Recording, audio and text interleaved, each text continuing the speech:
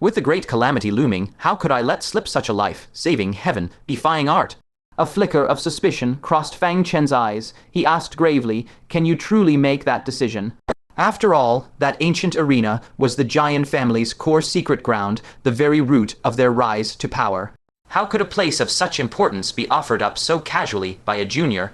Jian Weishuang folded her arms proudly, puffing out her chest. After 3 days apart, I'm no longer the nobody I was before, a mere arena, easy. Before the words fully landed, Jian Linyuan rubbed his head, rolling his eyes as he exposed her bravado. Don't believe her boasting. A distinguished guest came to the Jian clan, and all the top elders are attending to them. The arena just happens to be unguarded. A distinguished guest was it? For the entire Jian family leadership to be in attendance, that guest had to be at least at the deity transformation stage. Fang Chen pondered for a moment, then said, "It would be better to wait until your clan head is free and then seek his permission." The last time, he had believed Jian Linyuan's tall tales and hidden inside a spatial mirror to reach the arena, only to be mistaken for a thief. This time, he absolutely could not make the same mistake. Moreover, given his current status, if he wanted to borrow the Jian family's arena, clan head Jian Lanfang had no reason to refuse. Jian Weishuang pouted, urging impatiently, "Why are you dawdling like an old woman? Go and contemplate its secrets first." Even if the clan head finds out later, would he dare say no? He'd be thrilled you came. Jian Linyuan nodded in agreement. Exactly. That guest has been here all day without leaving. Who knows how much longer they'll stay. Fang Chen's brow furrowed slightly. He did not have much time to waste. After a brief deliberation, he nodded decisively. "Very well, I will apologize to clan head Jian later." With those words, his figure drifted gracefully down once more onto that ancient, pitch-black arena. The arena stretched 1,000 zhang long and wide. Its unyielding surface was covered in crisscrossed sword scars and blade marks, deeply embedded with countless handprints and fist indentations. In the past, when his perception was shallow, he had only seen these as ordinary battle scars. Gazing upon them now with finer senses, he could faintly feel the oppressive, lingering divine resonance within each mark. Those who had stepped into this arena were anything but mortal. Meanwhile, the armor-clad war corpse, gripping its black blade tightly, had been repositioned at the arena's center. It stood like a silent guardian, blade held horizontally, silently accepting the unspoken challenges of the realm's heroes. Fang Chen still remembered the first time he saw the war corpse. A desire to prostrate himself and worship had surged from the depths of his heart.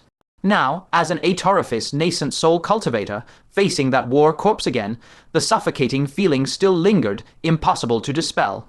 Inwardly, he marveled, for one who lies dead, enduring the erosion of countless ages, to still be able to slay a giant king. Who were you in life? With deep contemplation, he tapped his toes lightly and leaped onto the arena. Instantly, scenes of earth-shaking battles between mighty experts flashed before his eyes like a flickering lantern. Before long, his mind reached the third battle. In that vision, one of the combatants was executing the very selfless pure dust technique. Fang Chen hurriedly closed his eyes, plunging his entire mind into it to comprehend with all his might. At the same time, within the main hall of the Jian clan. Say that again, in whose hands is the Primordial Edict? Great, venerable Iceheart's expression flickered, her tone exuding an astonishing pressure. She was none other than the mysterious guest of the Jian clan. The last time she had visited Taking Great Prefecture, seeking a method to channel her own fortune into sainthood, she had come to the Jian clan out of admiration to observe the legendary war corpse. It was precisely because of that visit that she had been able to warn Fang Chen within the Moon Realm that the war corpse's attacks only felled ancient giants and posed no threat to other living beings. Now that she had returned to Taking Great Prefecture, she naturally sought out the most familiar Jian clan to gather information. She had expected that finding the owner of the Primordial Edict would require some effort. Never did she imagine she would stumble upon the answer so easily.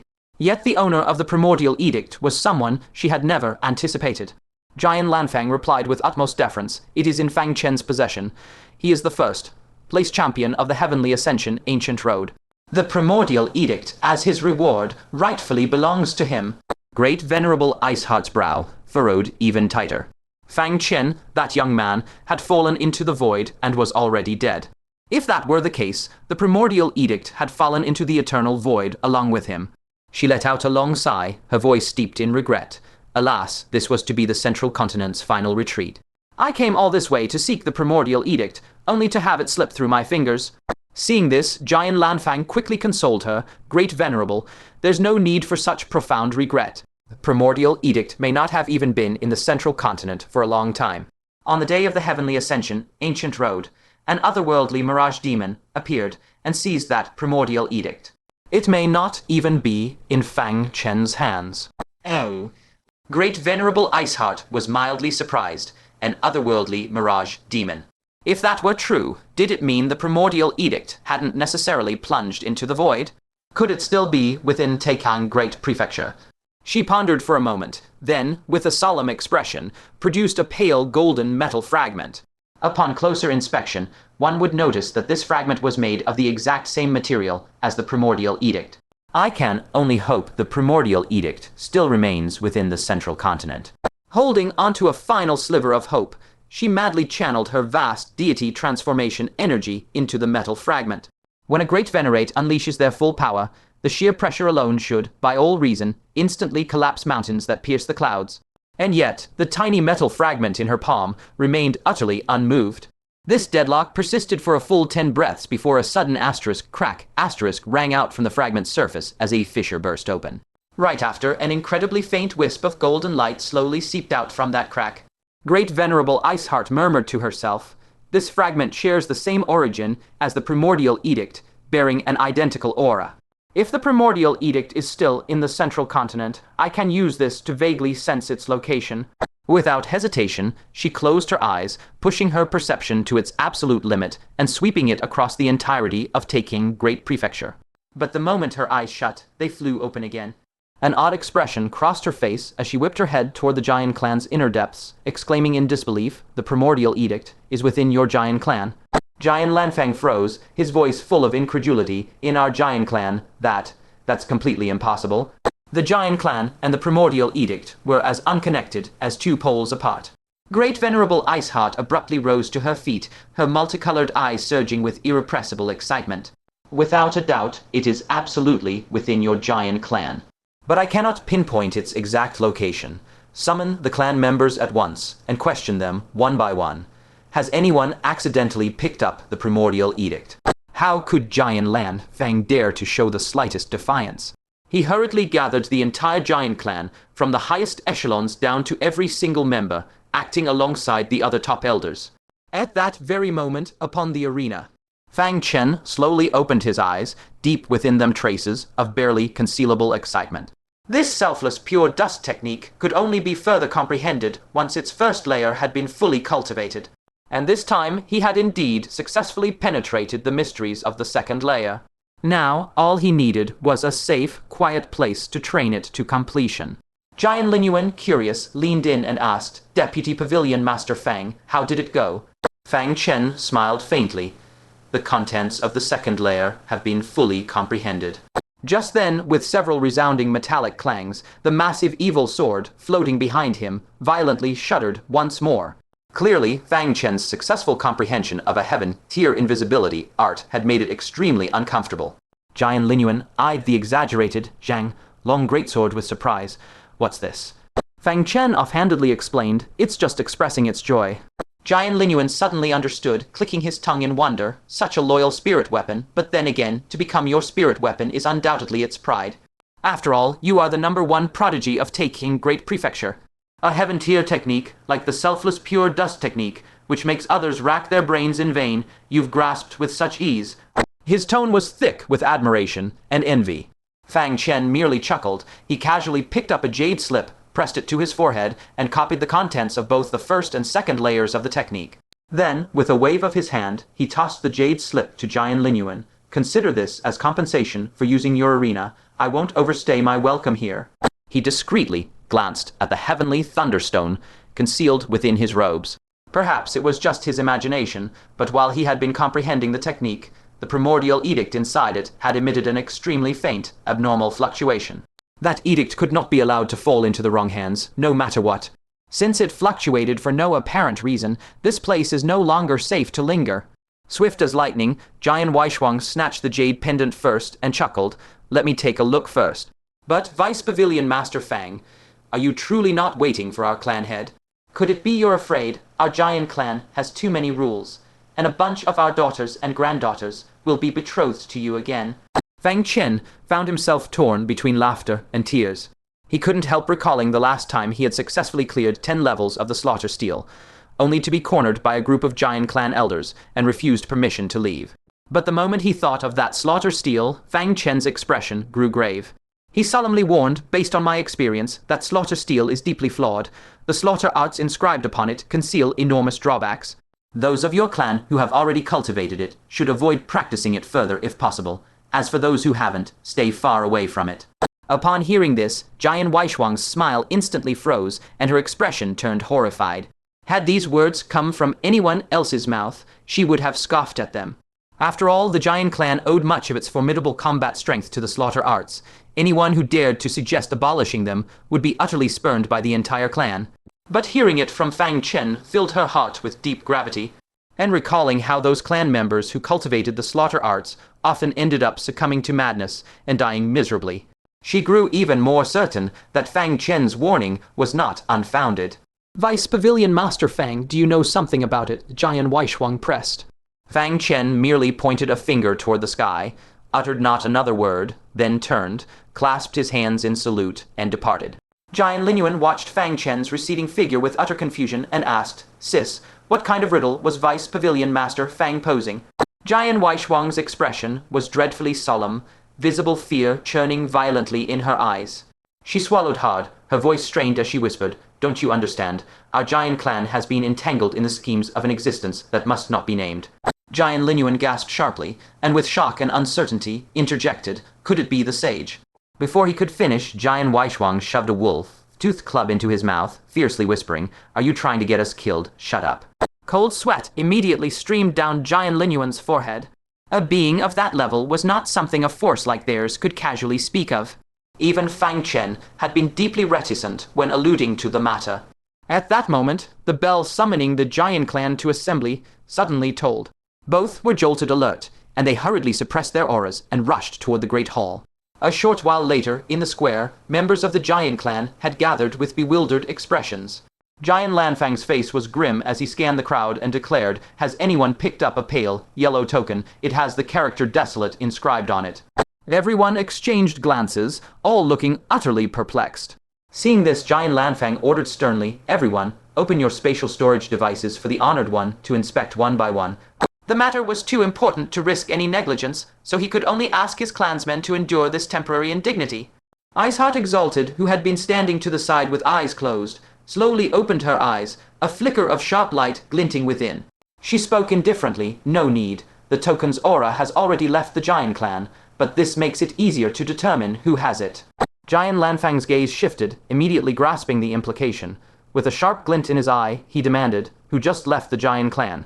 The elder in charge of guarding the Giant Clan's entry and exit promptly stepped forward, bowed, and reporting to the clan head, "No one has left." Jian Lanfang narrowed his eyes and murmured, "Oh, then it must be an outsider." He was puzzled. How could an ancient wild token suddenly appear within the Giant Clan? So, it was an outsider who secretly brought it in, then slipped away quietly. He thundered again, "Has anyone noticed any suspicious persons entering or leaving our Giant Clan?" Alarmed, Jian Linyuan shot a questioning look at Jian Weishuang. That look clearly asked, could they be looking for Fang Chen? Jian Weishuang, without a flicker of expression, subtly shifted her eyes left and right, signaling him to absolutely not mention Fang Chen. The atmosphere on the scene was far from friendly. If these people were truly here to cause trouble for Fang Chen, revealing his whereabouts would be nothing short of harming him. After surveying the expressions of the crowd, Jian Lanfang turned anxiously to Iceheart Exalted, cupped his hands, and said, "Senior, it appears no one has seen it." Iceheart Exalted said calmly, "It matters not. I shall follow my senses and search slowly." Since the general vicinity had been determined, finding that person was only a matter of time. A hint of curiosity even arose within her. What was the origin of the person holding the ancient wild token? She produced a spatial storage device, set it down gently, and said, "Here are some resources from the sacred spirit continent to compensate for the trouble." With those words, she instantly teleported away on the spot. Meanwhile, Fang Chen had already arrived at the Giant Clan's large-scale teleportation array and activated it directly. A dazzling white light flashed, and a beam of spatial energy enveloped him completely. The next moment, he vanished. A few breaths later, Iceheart Exalted appeared out of thin air, sensing the lingering spatial fluctuations in the air, and slightly furrowed her brows. Left via teleportation array, that is somewhat troublesome. She closed her eyes to sense meticulously for a moment, then slowly opened them. He teleported to the south of the take, in great state. The south. What places are there? Within White Horse Temple, the Bodhisattva who normally remained secluded in the main hall and never emerged, was now in the Mahavira Hall, broadly disseminating the Dharma and preaching to the monks. Abbot Puguang and the others listened with utmost attention, afraid of missing a single word. This was the Bodhisattva transmitting his Dharma before the divination of the heavenly secret elder came to pass, so the monks listened with exceptional solemnity. But the Bodhisattva, who had been chanting scriptures, suddenly stopped. His ever-shifting visage lifted slightly, gazing ahead, revealing a relieved smile as he gently said, "Donor Fang, it has been well since we last met."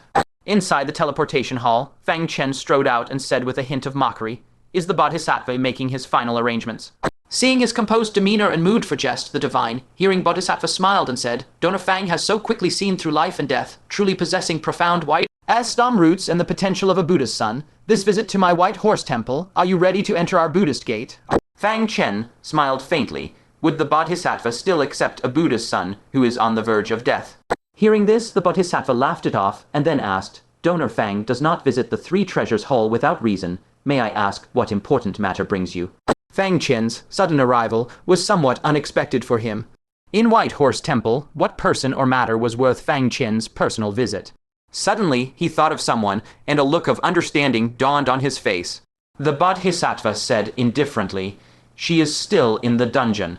Having said that, he looked at Fang Chen with a smile, neither obstructing him nor explicitly granting permission to go. Fang Chen took the hint, curled his lip, and said, "So your White Horse Temple's signature trick was passed down directly from you." The Bodhisattva clearly intended to use this opportunity to extort some benefits from Fang Chen, a style exactly in line with White Horse Temple's past practice of collecting alms wherever they went. Fang Chen was not surprised and said without hesitation, "What do you want? Speak plainly." Before coming, he had already expected that White Horse Temple would not easily let him see Tianji, who was imprisoned underground. The Bodhisattva smiled. Just a bit of breathing earth will suffice. So it was breathing earth he wanted. Presumably, the method Fang Chen had used to trap and kill the Tooths. Dar Giant King with breathing earth had tempted the Bodhisattva. After a moment's thought, Fang Chen produced a small pinch and handed it over, saying, "I hope this thing will never need to be used." Breathing earth could indeed annihilate a Giant King, but the prerequisite was that someone had to sacrifice themselves, allowing the Giant King to swallow flesh and blood that sealed the breathing earth to achieve the goal. If it truly came to that step, it would mean that the situation of humanity had become perilously dire. A gentle Buddha light emerged from the Bodhisattva's palm, whisking away the breathing earth before he said, "Puguang, escort Donor Fang there." Abbot Puguang pressed his palms together, his face benevolent, and said, "Donor Fang, please follow me." Not long after, the two arrived at White Horse Temple's dungeon. Abbot Puguang undid the layers of seals on the prison cell, stopped before the cell door, and asked softly, "Does this humble monk need to excuse himself?" Fang Chen rubbed his temples and waved his hand with the divine. Hearing Bodhisattva present, "Does it make any difference whether you stay or leave?" Given the Bodhisattva's divine power of vast vows, his conversation with Tianji could never escape the Bodhisattva's ears. He stepped into the dungeon, and after 3 months, he finally laid eyes once more on that female Shura who had fallen from the sky. Previously, Fang Chen only knew her as Tianji, hailing from the heavenly realm. Now, he had learned her true identity, the princess of the Dark Asura clan. Hong Xiu dreamt of trading her for the chance to break through to the Asura Emperor realm, and because of her escape years ago, Lu Zhu, who guarded her, was cast out of the tribe and became sworn enemies with Hong Xiu. The karmic ties entwined around this woman were by no means few. At this moment, Tianji was draped in a kaseya, her hair disheveled as she curled up in a corner of the wall. Compared to 3 months prior, the lack of yin energy to nourish her had left her far more frail, her body slumped weakly in the corner, eyes vacant. Fang Chen arrived before the cage formed from condensed Buddha light. Tianji sensed the movement, turned her head to glance, and after a moment of dazed recollection, remembered that this youth was the first Central Plains native to speak to her in the tongue of her hellish language. But then she withdrew her gaze expressionlessly, seemingly unwilling to speak. Fang Chen smiled calmly. Long time no see.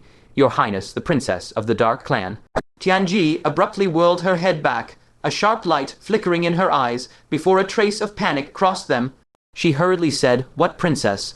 I don't know what you're talking about." Fang Chen opened the cage and said indifferently, "Denial doesn't matter. I can simply invite the two Asura kings, Hongxiu and Lu Zhu, down here to identify you." Hearing this, the panic in Tianji's eyes intensified, and she blurted out, You know them." Fang Chen chuckled. "It seems you admit to being the princess." Tianji gritted her teeth and asked in a heavy voice, "Who exactly are you?" Fang Chen pointed at himself. "Me, naturally, a man of the Central Plains. Of course, I can contact Asura King Hongxiu at any time." Tianji's gaze shifted repeatedly, and it was a long while before she regained her composure. If this youth truly intended to sell her to Asura King Hongxiu, he would have already done so and would never wait until now. Because the bounty Hongxiu had placed on her was something no one could refuse. She stared warily at Fang Chen. "Human, you didn't come here merely to confirm my identity, did you?" Fang Chen wasted no words. He directly produced the infernal wild beast bronze cauldron and asked, "Do you recognize this?" Tianji's pupils sharply constricted, and she let out a startled cry, the priest's sacred artifact. No sooner had the words left her mouth than she hastily covered it, secretly regretting her overreaction. She should have feigned ignorance just now. Fang Chen nodded slightly. "Good, you recognize it. I need to master the sacrificial inscriptions on it. As the princess of an Asura clan lineage, you should understand them." Tianji's gaze sharpened, and she flatly refused. "Forget it. The priest script cannot be passed to an outsider." In her heart, she already knew Fang Chen was after those inscriptions. Fang Chen asked unhurriedly, "Between keeping the inscriptions secret and staying alive, do you choose the former?" Tianji gave a cold laugh and said frostily, "If I tell, I lose all value. If I don't, you won't kill me." She was a princess of a lineage after all. Even fallen to such straits, her mind remained clear. Fang Chen merely offered a calm smile. Silently, he retrieved that piece of divine wood from the breathing earth, and in a flat tone said, "Whether you speak may not be up to you." Before his words faded, he swung the divine wood in his hand and ruthlessly struck it upon Tianji. Tianji's eyes flashed with scorn, and she ground her teeth. "A little harsh interrogation, and you think I'll break. You underestimate what a princess of the Dark Asura clan can endure." However, when the divine wood actually landed, an unimaginable agony instantly surged through her entire body. She felt as though she had been plunged into a cauldron of boiling oil, and as if 10,000 tiny blades were ceaselessly flaying her flesh. All the pain she had ever experienced in her life, no, even any pain she could imagine, was not a fraction of what she faced now. The sheer ferocity of the pain was so overwhelming that she only managed a single miserable howl before her features contorted. Her jaw dropped open, and she could no longer utter a single word. She collapsed to the ground, curled into a ball, every muscle in her body trembling violently. Fang Chen grasped the divine wood and said coolly, "Between life and death, there is another state." "A living hell!" His eyes turned cold, and he again tightened his grip on the divine wood and struck down savagely. Before the old agony had receded, a fresh wave of torment, as though being sliced by 1,000 blades, once more swept through her body. Tianji's eyes rolled back, and she passed out on the spot.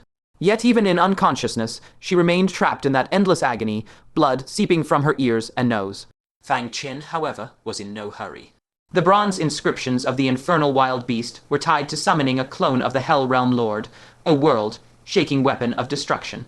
Even more, it could single-handedly turn the tide in a great war. Spending more time on this was entirely worth it. He turned and looked toward Abbot Puguang, saying calmly, "I have troubled the abbot." Abbot Puguang felt a pang of pity in his heart, but could not bring himself to dissuade him. He could only press his palms together, intone a Buddha's name, and slowly say, "Donor Fang's actions are for the grand cause of the Central Plains." How could this humble monk cling to appearances before his eyes? "Donor Fang, please do as you will." This monk takes his leave. Fang Chen shrugged, turned back to Tianji, and said nonchalantly, "The night is long. We'll take our time playing." He sat cross-legged and withdrew the true spirit blood. Taking advantage of Tianji's unconsciousness, he needed to hurry and cultivate the final aspect of the sacred Brahma true spirit technique. Opening his mouth, he swallowed a strand of true spirit blood. An extreme long, absent agony struck him abruptly, but having undergone body refinement many times, he could now endure this pain with composure. He gritted his teeth and silently absorbed the true spirit blood. Half a day passed, and the pained expression on Fang Chen's face gradually eased, a faint gleam flickering in his eyes. Heavenly aspect. With a light shout, the sky above his head was suddenly, without warning, filled with dense gray chains. So the heavenly aspect is chains. What is its function? Curiosity spread across Fang Chen's face. The divine aspect, human aspect, and earth aspect each had unique traits, and had provided him much assistance on his martial path. Yet he did not know what kind of mighty power this heavenly aspect represented. Although Lu Jialin was the creator of the sacred Brahma True Spirit technique, he himself was limited by the scarcity of True Spirit blood, and had never refined this technique to its perfect completion.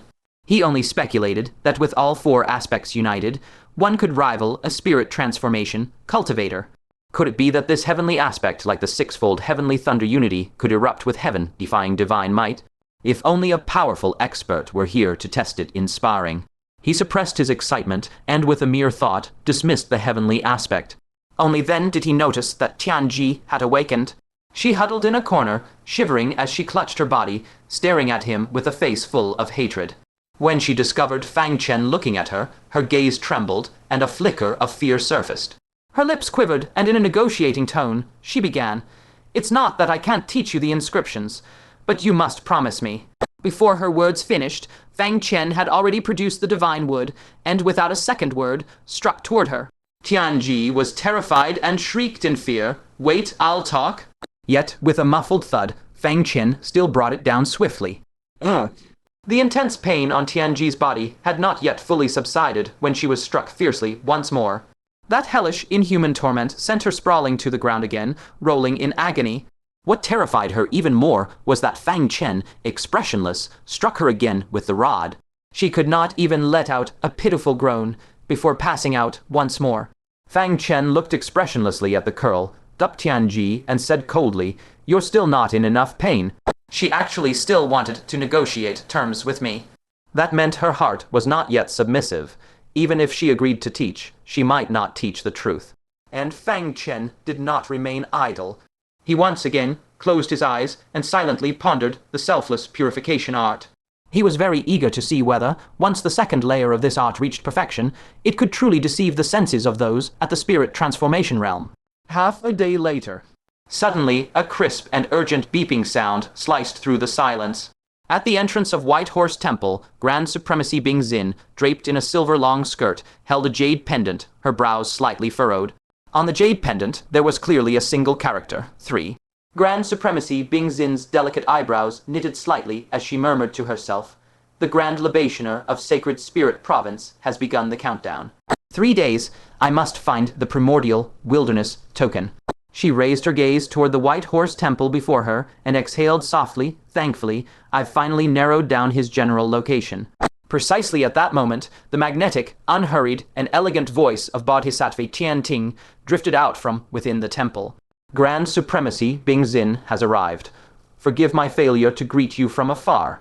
A supreme being had arrived in person, yet Bodhisattva Tianting did not even come out to greet her. Grand Supremacy Bing Xin was faintly surprised. Was this Bodhisattva so unconcerned with worldly formalities? But she herself was not one to be bound by trivial etiquette. With a mere thought, she instantly transported into the Dharma practice hall. Grand Supremacy Bing Xin bowed slightly and said, "I have disturbed the Bodhisattva." Tianting, Bodhisattva, pressed her palms together and said with a smile, "I had heard that Iceheart Great Venerable understands the ways of the world without becoming worldly. Now that I have met you, your reputation is truly well deserved." A supreme exalted voluntarily saluted a cultivator at the Heavenly One's first decline stage. Throughout the entire Central Plains, only Iceheart Great Venerable would be so dismissive of the rigid martial hierarchy. Iceheart Great Venerable smiled faintly. "Bodhisattva is too generous with praise. It is the third great vow you made that we younger disciples should emulate." Tianting Bodhisattva smiled serenely. "May I ask to what I owe the honor of Iceheart Great Venerable's visit?" Iceheart Great Venerable countered, "Your first great vow is to listen to the sounds of heaven and earth. I have been in taking great prefecture for 2 days now. Surely you know what I seek and whom I seek." Her heart was pure and kind, but by no means foolish. Tianting Bodhisattva smiled, but did not answer. Iceheart Great Venerable asked again. That person has come to your White Horse Temple, hasn't he? Tianting Bodhisattva replied. He is here. But I believe that no one in the Central Plains is more suitable than he to wield the Primordial Edict. Iceheart Great Venerable remained unconvinced. The world teems with peerless talents like schools of carp crossing a river, even disregarding heaven state. Your sacred spirit state alone boasts to heaven, shaking prodigies. And Fang Chen, who was born and raised on this very land, once stirred the 9 provinces of the Central Plains and astounded the era. Are they not worthy of holding the Primordial Edict? Iceheart Great Venerable said, whether he is suitable or not, I will know after testing him to his face. Tianting Bodhisattva said, with your divine might, Great Venerable, who could possibly pass your test? If you dislike a person, you have 10,000 ways to deem him unqualified. Any other Great Venerable would not have bothered to entertain Tianting Bodhisattva at all. They would have simply unleashed their overwhelming pressure and forced an answer.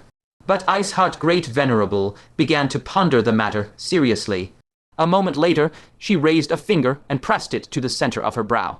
A wisp of ice crystal flowed from between her brows, then slowly spread and condensed into a humanoid form. Then the ice crystal figure grew facial features, skin, clothing, and even a cultivation base. Within moments, a delicate-faced female soul transformation, venerable with the cultivation of the Heavenly One's first decline, was created from thin air. The sight left the monks of White Horse Temple speechless with utter shock. Even Tianting Bodhisattva could not help but press his palms together and sigh, Amitabha. Iceheart Great Venerable's skill rivals the heavens themselves. You have actually grasped the domain of that ancient saint. Iceheart Great Venerable asked, where is he? I will test him with this clone. If he cannot even defeat a cultivator at the Heavenly One's first decline, the Primordial Edict would only be wasted on him. Tianting Bodhisattva nodded slightly, his gaze drifting toward the dungeon. Anticipation gleamed in Iceheart Great Venerable's eyes. I hope you will not disappoint me. As her voice fell, she closed her eyes and immediately became motionless, as if she had lost consciousness. But her crystal clone slowly opened its eyes and flew toward the dungeon. At that very moment, inside the dungeon, Fang Chen rubbed his temples and murmured softly, a heaven-grade technique is indeed taxing on the mind, even for me. Still, I have succeeded in the end. His eyes shimmered with sharp glimmers, and he felt a surge of eagerness to test it. However, there were more pressing matters at hand. He abruptly turned his head and fixed his gaze on the unconscious Tianji beside him. Having endured those 4 bizarre strikes, her already frail body now hung by a thread at death's door. Her long lashes quivered faintly, her brows knitted tightly, and her face was etched with an unbearable agony, as if trapped in an unending nightmare. Seemingly sensing Fang Chen's chilling stare, she slowly opened her eyes at last. In her blurred vision, Fang Chen's silhouette gradually sharpened. She jolted in sheer terror, her entire body trembling uncontrollably, and instinctively scrambled backward with all her might. She had been truly beaten into submission. This was no longer mere punishment, it was a torment akin to falling into the Avasai hell, fraught with endless agony. This time, before Fang Chen could even speak, she desperately covered her head with both hands and cried out in a sobbing voice, "Don't hit me, I'll tell you everything." Fang Chen's staff swept down with a fierce gust of wind, making Tianji scream repeatedly until her voice nearly failed. Thankfully, the deadly staff hovered to a halt just a foot above her head. Tianji was literally frightened to tears. Fang Chen narrowed his eyes, the corner of his mouth curving into a cold smirk, and said flatly, "You held out for an entire day. Surrendering now would make all that beating pointless. Perhaps I should beat you a few more times instead." Through her aggrieved tears, Tianji sobbed, "I'll write it. I'll write everything." Seeing this, Fang Chen unhurriedly produced paper and a brush and tossed them casually in front of her. He looked down at her and added coldly, "Before you write, let me caution you. Do not attempt any tricks. I have more than enough ways to verify whether the text you translate contains errors. Afterwards, I do not wish to hear excuses like I misremembered or I wrote it wrong, unless you wish to taste my staff again." Trembling, Tianji grabbed the brush, collapsed onto the ground, and began to write laboriously. After approximately the time it takes to drink a cup of tea. A text of barely 100 characters, exuding an eerie, hellish aura, was laid clearly before Fang Chen's eyes. Forcibly suppressing his excitement, Fang Chen eagerly began to study each word with meticulous care. The inscription, entitled The Scripture of Summoning the Saint's Descent, could randomly call forth a clone of a hell realm lord into the mortal world to annihilate a powerful foe. He read further, and the incantation's details along with a list of required items were laid out one by one.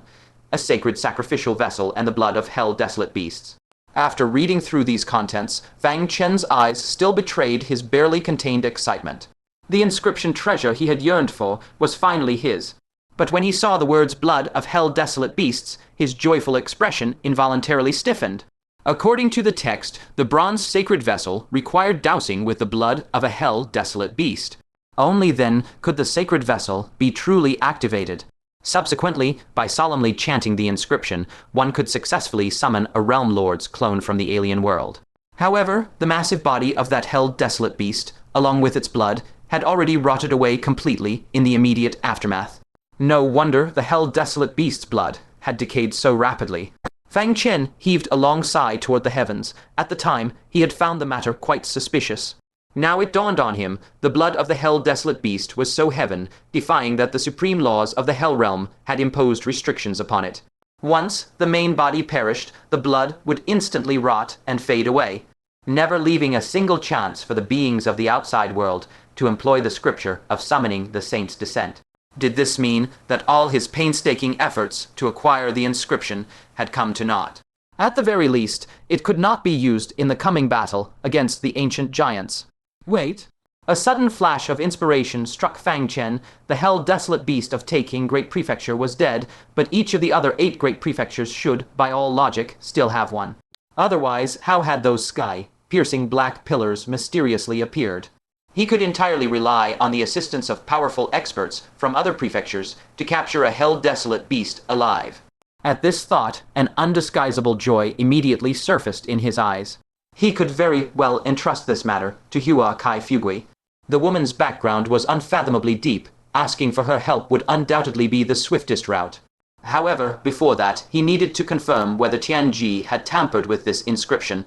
His gaze shifted imperceptibly, and he discreetly withdrew the wraith crystal. Immediately after, the ancient heart-reflecting mirror slid silently from his sleeve. He aimed it at Hua Xin, who was sprawled lazily in a chair, nibbling on a yin energy carrot and reading a casual book. Having done so, he interrupted Hua Xin with a smile and said, "Sister Hua Xin, your little brother has a favor to ask." Hua Xin set down her scroll at the words, tilted her phoenix, like eyes to size up Fang Chen, and could not help but chuckle. "Sister, such an ancient address gives me the creeps. Last time you called me sister, you swindled me out of my tiger tally. What are you scheming to swindle this time?" Fang Chen's smile remained undiminished as he replied, "Sister Hua Xin, you have a profound misunderstanding of me. Am I that sort of person? This time I merely wish to ask you to lend your discerning eye and verify whether this scripture of summoning the saint's descent is genuine." The smile on Hua Xin's face instantly froze, and her previously lazy gaze sharpened like a honed blade. She hastily glanced around. When her gaze swept to the corner where Tianji was trembling, a surge of blood rushed to her head. Instantly, she burst into towering rage and rebuked, "Damned! You dare pass the sacrificial inscriptions to an outsider. Your dark Asura clan truly lives up to being the eternal sinners of the Netherworld realm." "Oh!" Fang Chen listened nearby, his heart filled with secret astonishment. The dark Asura clan is actually sinners of the Netherworld realm. If he remembered correctly, the dark Asura clan should have been exterminated long ago in the Netherworld realm. Could it be that, because they once did something that severely harmed the interests of the Netherworld realm, they were hunted down and wiped out? So much so that now, only a remnant of the dark Asura clan ekes out a miserable existence in the celestial realm. The bone-deep agony still lingered in Tianji's body. Upon hearing these words, she flared up in fury and retorted, "You weren't the one being beaten, so of course you can stand by and talk without feeling the pain." "What, just because of a beating?" Hua Xin, hearing this, became even more incensed. She scornfully rebuked, "A princess of the Asura clan, yet you fear a little torture. You have truly brought disgrace upon our entire Asura clan." The Asura clan originated from the extremely harsh depths of hell. Their tolerance for pain is naturally far greater than that of other living beings. To Hua Xin, the inscription must have been tricked out of her by Fang Chen's scheming again. Yet just a bit of harsh torture made this princess give in. Tianji, furious to the extreme, mocked back, "I told you, don't talk as if it doesn't hurt when you stand aside. If you're so capable, let him give you a whack too." If you can bear it without crying out in pain, I'll slit my throat right here as apology. If you dare not try, then shut up and stop using the name of the Asura clan to suppress me." Hua Xin gritted her silver teeth, her beautiful eyes nearly spitting fire. Though deep down, she knew very well that going to ask Fang Chen to strike her for no reason was utterly foolish. But seeing this hateful dark Asura princess before her, so utterly unrepentant, the anger in her heart grew wildly like weeds. She abruptly turned her head toward Fang Chen and said gravely, "Come, strike me. I will let her see with her own eyes what the true backbone and integrity of our Asura clan looks like." Fang Chen scrutinized Hua Xin's remnant soul and said hesitantly, "There's no need for this. It's just a minor clash of tempers. My stick hits extremely, extremely painful." But Hua Xin gave a heavy snort and said with sheer determination, "Just strike when I say so. I must make this woman utterly convinced." Fang Chen shook his head helplessly. He had never heard such an absurd request. "Fine, but you'll have to endure it yourself." But then he recalled that this woman had been hiding and concealing, stubbornly refusing to teach him the inscriptions. So Fang Chen cast aside his hesitation. He retrieved Hua Xin's remnant soul from the Wraith crystal, and immediately raised his stick and brought it down without the slightest hesitation. Hua Xin proudly raised her head and puffed out her chest, glaring sideways at Tianji. "You delicate little princess of the Dark Clan, watch carefully. See how I withstand this." Ayo, tilde tilde tilde. When that merciless stick landed, Hua Xin first sharply sucked in a shaking breath of cold air, then her eyeballs bulged out, and her delicate features instantly contorted together. Then she crashed to the ground, exactly like a loach just yanked from the mud, rolling in unbearable agony on the floor. Due to the indescribable agony, she opened her mouth wide, yet for a long while could not utter a single sound. Only after the time it takes to drink a cup of tea did she barely manage to speak, her voice hoarse and trembling. What kind of stick is that?" Fang Chen shrugged innocently. "I told you earlier it would be very painful. It will probably hurt for a while longer. Just bear with it for now." "Ha ha ha!" Tianji beside finally burst out laughing, her laughter filled with triumphant satisfaction and relief from all her pent-up frustration. "You high and mighty big shot, it seems you're not much tougher than me after all, are you?" She had finally found a companion who had experienced the same day's torment of hellish suffering. "But you only took one hit." "I withstood a full 3 strikes before I had no choice but to confess." Tianji snorted proudly, her nostrils tilting skyward, her words even carrying a hint of pride. Hua Xin clenched her teeth. At this moment, she finally understood that she had truly wronged Tianji. This damn stick was simply not something an ordinary person could endure. Gasping with difficulty, she whispered, "Send me back. I need to lie down and rest for a while." But Fang Chen stood leisurely in place and said unhurriedly, "Sending you back is naturally possible. However, you must also write out a copy of the saint, inviting Advent scripture for me first." Hua Xin frowned in pain and asked, perplexed, "Didn't you already obtain it?" But she instantly understood that Fang Chen was unsure whether Tianji had tampered with the inscription. That was why he wanted her to also write a copy for comparison. Her mind spun rapidly, her eyes shifting slightly. Should she deliberately write a fake one, making it hard for him to tell real from false? That way, even if Fang Chen possessed the real one, he might not dare to use it rashly. But just as this wicked thought sprouted, Fang Chen's following words mercilessly cut off her little scheme. "If the inscriptions you two write have even the slightest discrepancy." Fang Chen nonchalantly raised the divine wooden stick that had sent their souls flying and scattered, and added in a flat tone, "If there is a single character different, then each of you will receive 1 more strike. If 10 characters differ, then 10 strikes." Upon hearing this, Tianji's pupils abruptly contracted to the size of needle tips. She dared not endure even half a strike more. She hastily cried out, "What I wrote is absolutely true, not a single character wrong. If there are mistakes, they are this woman's. You can't beat me too." Fang Chen couldn't be bothered with her shouting and casually tossed the paper and pen to Hua Xin. Comparing the 2 copies of the saint, inviting Advent scripture was exactly a method to verify their authenticity. Meanwhile, secretly monitoring Hua Xin's inner thoughts was the second method of verification. Only by employing both methods could he guarantee that this inscription was genuine and without the slightest falsehood.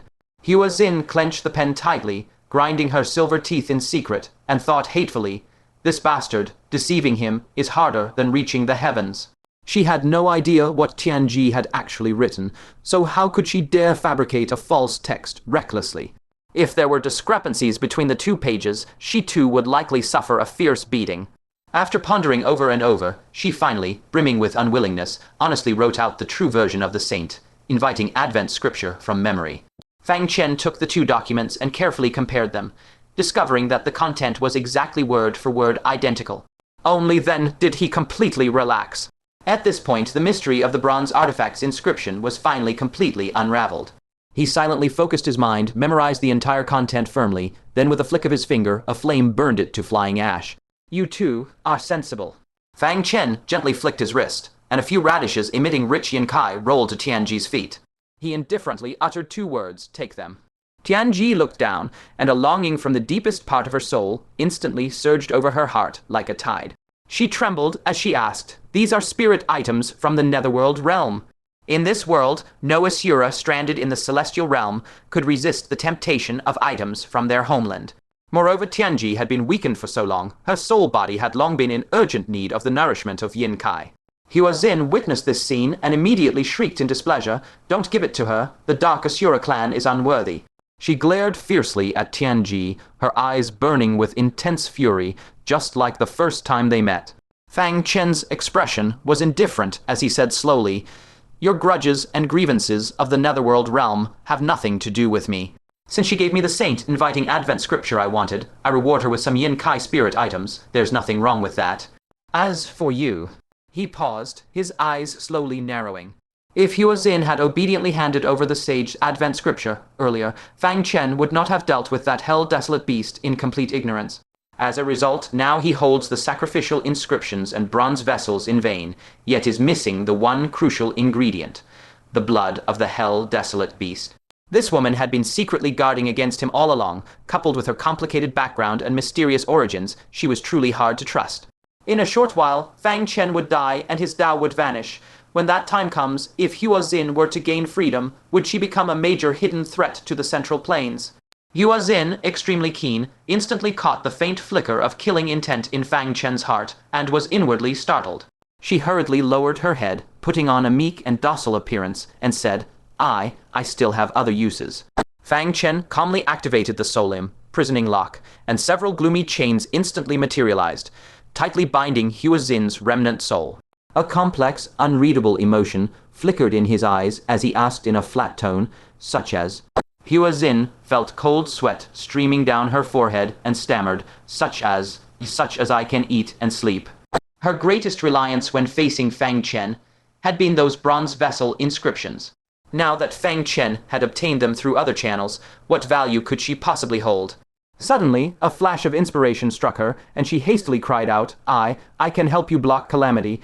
That Asura holy son, isn't he still pursuing you? This shout nearly caused him to forget about the Asura holy son matter. The bloodthirsty Asura clan, to which that Asura holy son belonged, was clearly irreconcilable with Hua Xin's lineage. Keeping Hua Xin around, at a critical moment, she might truly be able to block a tribulation for him. Hearing this, Fang Chen mused for a moment and nodded. Fine, you may continue to stay in the spectral crystal.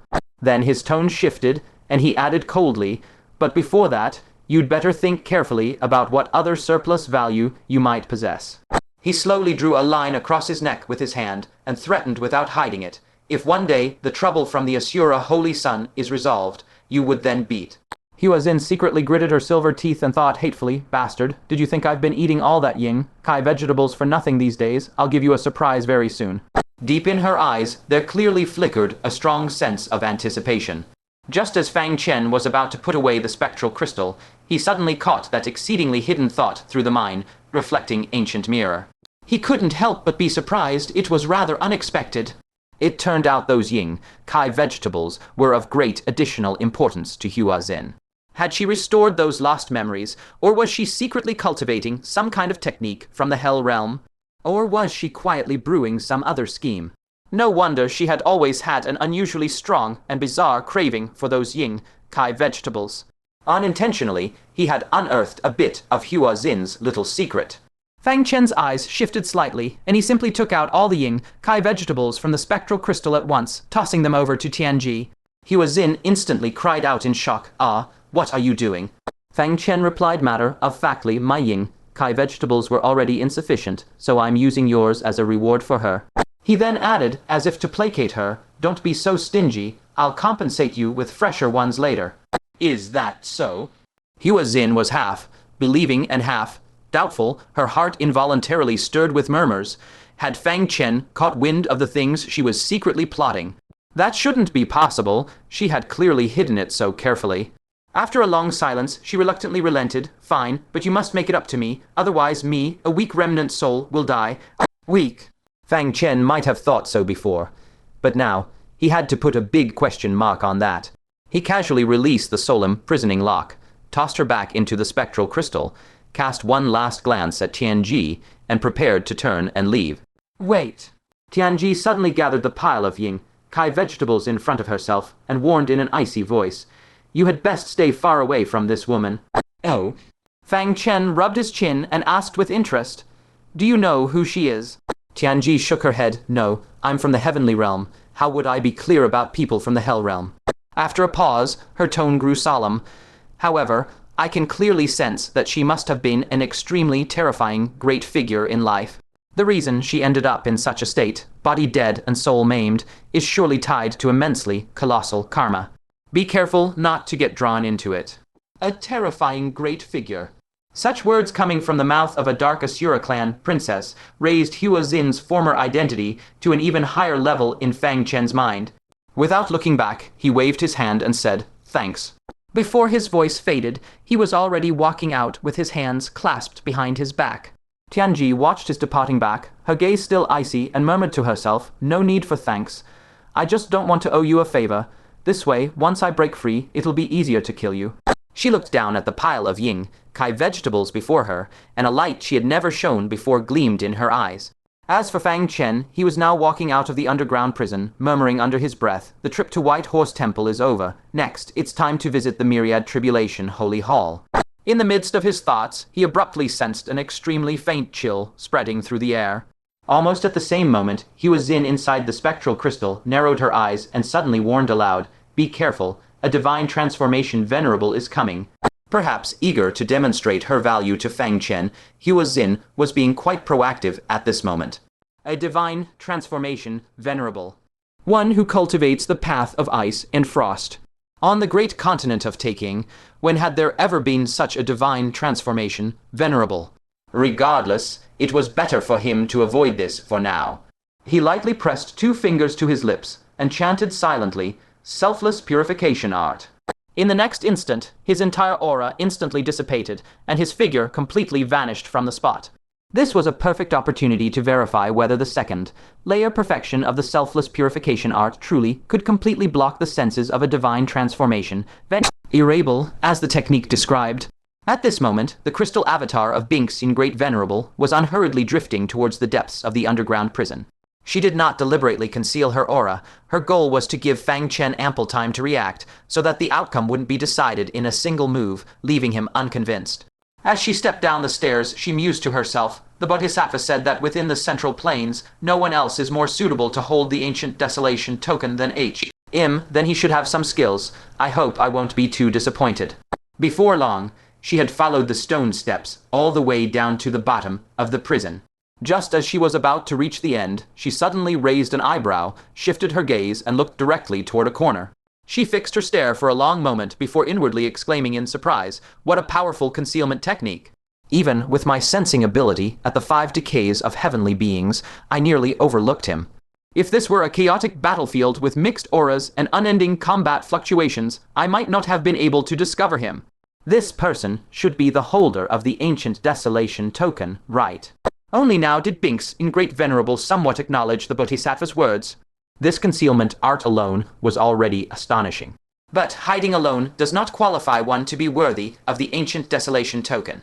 Meanwhile, Fang Chen, whose hiding spot had been locked onto by Binks, in Great Venerable, realized he had been seen through and couldn't help but sigh inwardly. So much for the second layer perfection supposedly shielding against the senses of the divine transformation realm. All this, I had hoped it could deceive one at the 5 decays, but to think it can't even block the senses of someone at the 1st decay. He simply stopped hiding, and sizing up the unfamiliar female venerable before him, narrowed his eyes and asked, "Are you looking for me, venerable?"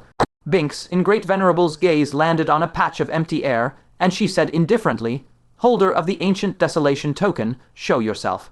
Fang Chen's heart turned slightly cold. The red-faced elder of the fire-worshipping sect had once gravely warned him that without sufficient strength, it would be absolutely impossible to keep the ancient desolation token. And now his words had indeed come true. A divine transformation venerable from an outer prefecture had truly crossed through the void to forcefully demand the token. But this ancient desolation token was something he had seized after battling through blood and risking his life, fighting his way through the Heaven Ascension ancient road. How could he possibly hand it over to someone else?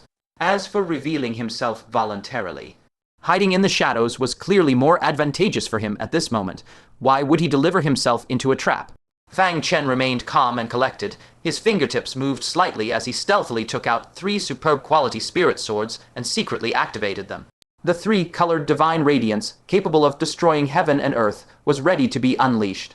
Under the profound concealment of the selfless dust purification art, the items in his hands were perfectly hidden, ideal for a sudden, explosive ambush. After making all battle preparations, Fang Chen finally spoke coldly. "You want the ancient desolation token." Iceheart, exalted, spoke in a calm tone, unhurriedly saying, "It is of no use to me. This seat's trip here is solely to find a suitable master for this token. If you're qualified, that would be best. If not, then I will have no choice but to find someone else." Fang Chen's expression turned icy as he sneered. A mere venerable of the first heavenly man decay. Such audacious words. He had risked his life to seize this opportunity. On what grounds should someone else decide who it belongs to?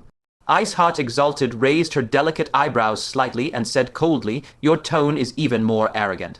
Merely at the 8 aperture nascent soul stage, yet you dare to belittle a deity transformation venerable. Should this seat praise your confidence, or laugh at your recklessness?" Fang Chen chuckled lightly, his gaze burning with intensity. "Why don't you find out?" "As you wish." Before Iceheart Exalted's words had fully faded, a terrifying aura that transcended the limits of living beings and towered above all life erupted instantly, enveloping Fang Chen else. Ica Primordial Icy Tide. This scene was exactly like the time the evil crow venerable suppressed him with his pressure before. However, time had passed and circumstances had changed. The present was not like the past. Back then, Fang Chen was pressed down until his entire body went rigid, unable to move even a finger, like an ant awaiting slaughter. But now, Black Dragon battle armor. A deep shout from Fang Chen rang out, and from beneath his skin, dense, pitch-black snake scales suddenly surged forth, covering his entire body in an instant. At a glance, he looked like a menacing, black serpent deity that had stepped out of an ancient abyss. The crushing sense of oppression, as heavy as 10,000 mountains, was instantly shattered and dispersed by the armor's ferocious aura. Iceheart Exalted's expression shifted slightly, revealing a trace of surprise, the snake scales of Black Dragon Exalted. She had absolutely not expected that this person would possess the life-bound battle armor of Black Dragon Exalted, who had long since fled without a trace. In response, Fang Chen unleashed a thunderous, commanding shout. 4 manifestations converge. The 4 great Dharma forms of the Brahma Saint True Spirit technique appeared simultaneously, their might overwhelming. A majestic golden divine elephant, 10 zhang tall, let out a roar towards the heavens. A human elephant wearing a crown and wielding an imperial sword, its sharpness fully displayed. An earth elephant manifesting as an enormous bronze bell emanating an ancient luster, suppressing the void. And that dense mass of grey chains constantly quivering. The divine elephant's 8 arms struck out simultaneously, tearing through the air currents. The human elephant swung its imperial sword horizontally, the sword radiance dazzling. The earth elephant's great bell rang madly, visible shockwaves spreading out in ripples. A flash of surprise appeared in Iceheart Exalted's eyes. What a unique body, refining technique. It can be used by both demons and humans. With such strength, you indeed have few opponents below the deity transformation stage. Unfortunately, she was a deity transformation venerable. She merely shook her body slightly, and the phantom of the bronze bell that held her in place was forcibly bounced away with a bang. Then the divine elephant and human elephant that had charged in for the kill were also violently repelled by an invisible, powerful aura, unable to get anywhere near her. How could the barrier of a deity transformation venerable be shaken by ordinary techniques? However, right at this moment, the grey chains that had remained silent suddenly erupted. They crisscrossed and intertwined like a swarm of snakes dancing wildly, instantly forming a grim cage that tightly imprisoned Iceheart, exalted along with the surrounding space. The instant the cage was completed, the deity transformation pressure emitted by Iceheart Exalted vanished into thin air, as if completely cut off by heaven and earth. Iceheart Exalted was slightly taken aback and hurriedly circulated her venerable power, only to find her meridians completely empty, unable to muster even a wisp of magical energy. The domain of laws she had comprehended was also as if erased, leaving no trace behind. Interesting, these chains actually contain the power of order, forcibly erasing my strength. Iceheart Exalted couldn't help but murmur in a low voice. Meanwhile, the divine elephant, earth elephant, and human elephant rushed in once more. The earth elephant's bell hummed, firmly locking her crystalline ice body in place, while the divine elephant and human elephant took charge of the attack, charging in fiercely. A muffled tearing sound rang out, and Iceheart Exalted's body was blasted open with a terrifying crack as thick as an arm. The ghastly fissure twisted across her torso, a horrifying sight. Had it been a body of flesh and blood, she would already be grievously wounded and on the brink of death. But the Iceheart Exalted before his eyes was merely a body condensed from ice crystals. This strike only sent a few fine ice shards flying. It was far from shattering her completely. Fang Chen's pupils contracted, his heart turning cold. Just what are you? The last time he saw such a bizarre shell was the Confucian paper, golem, clone he encountered in Hunyuan province. Iceheart Exalted said calmly, "No wonder the Bodhisattva thinks highly of you. You do have some skill. However, relying on such tricks alone is far from enough." She lifted her gaze and swept it coldly, unleashing a terrifying soul power that surged forth like raging sea waves, sweeping away all before it. Under this vast spiritual onslaught, the divine elephant, earth elephant, and human elephant successively crumbled into motes of spiritual light and dissipated. In the next instant, her figure vanished on the spot, and when she reappeared, she had teleported right behind Fang Chen. Her crystalline ice palm silently rose and, though seemingly light, carried lethal intent as it chopped towards Fang Chen's back. She shook her head slightly and let out a soft sigh. It's over. However, in the blind spot of her vision, a cold smirk silently curved at the corner of Fang Chen's lips. The moment he had been waiting for. Just as Iceheart Exalted's palm was about to land solidly, it finally triggered the long, dormant sage rule within Fang Chen to erupt completely. Hitting is affection, scolding is love. An extremely bizarre wave of law swept out aggressively. Caught off guard, Iceheart Exalted was instantly struck by this unreasonable wave of rules. Although her deity transformation realm prevented the law from fully controlling her mind, she couldn't avoid being affected. The descending palm abruptly halted, and against her will, it seemed to want to pull Fang Chen into an embrace. In the blink of an eye, Fang Chen's sleeve flicked subtly, and a piece of divine wood rolled out, which he firmly grasped in his palm. Without looking back, he stabbed fiercely behind him with a backhand motion. This was a divine artifact that would cause even Black Dragon, exalted to ache for an entire day if struck, let alone dealing with this mere clone of the first heavenly man Decay. With a muffled thud, under that single stab, Iceheart Exalted's perpetually icy, cold expression finally shattered. Her eyelids twitched rapidly, then the corners of her mouth trembled uncontrollably, and finally, unable to hold it in, she revealed a clear and contorted expression of pain. To make an exalted of the 5 declines of heavenly man find the torment hard to endure, the level of pain could well be imagined. A cold gleam flashed in Fang Chen's eyes. Seized the chance while she was weakened to finish her off, he turned around and swung the divine wood for a second strike.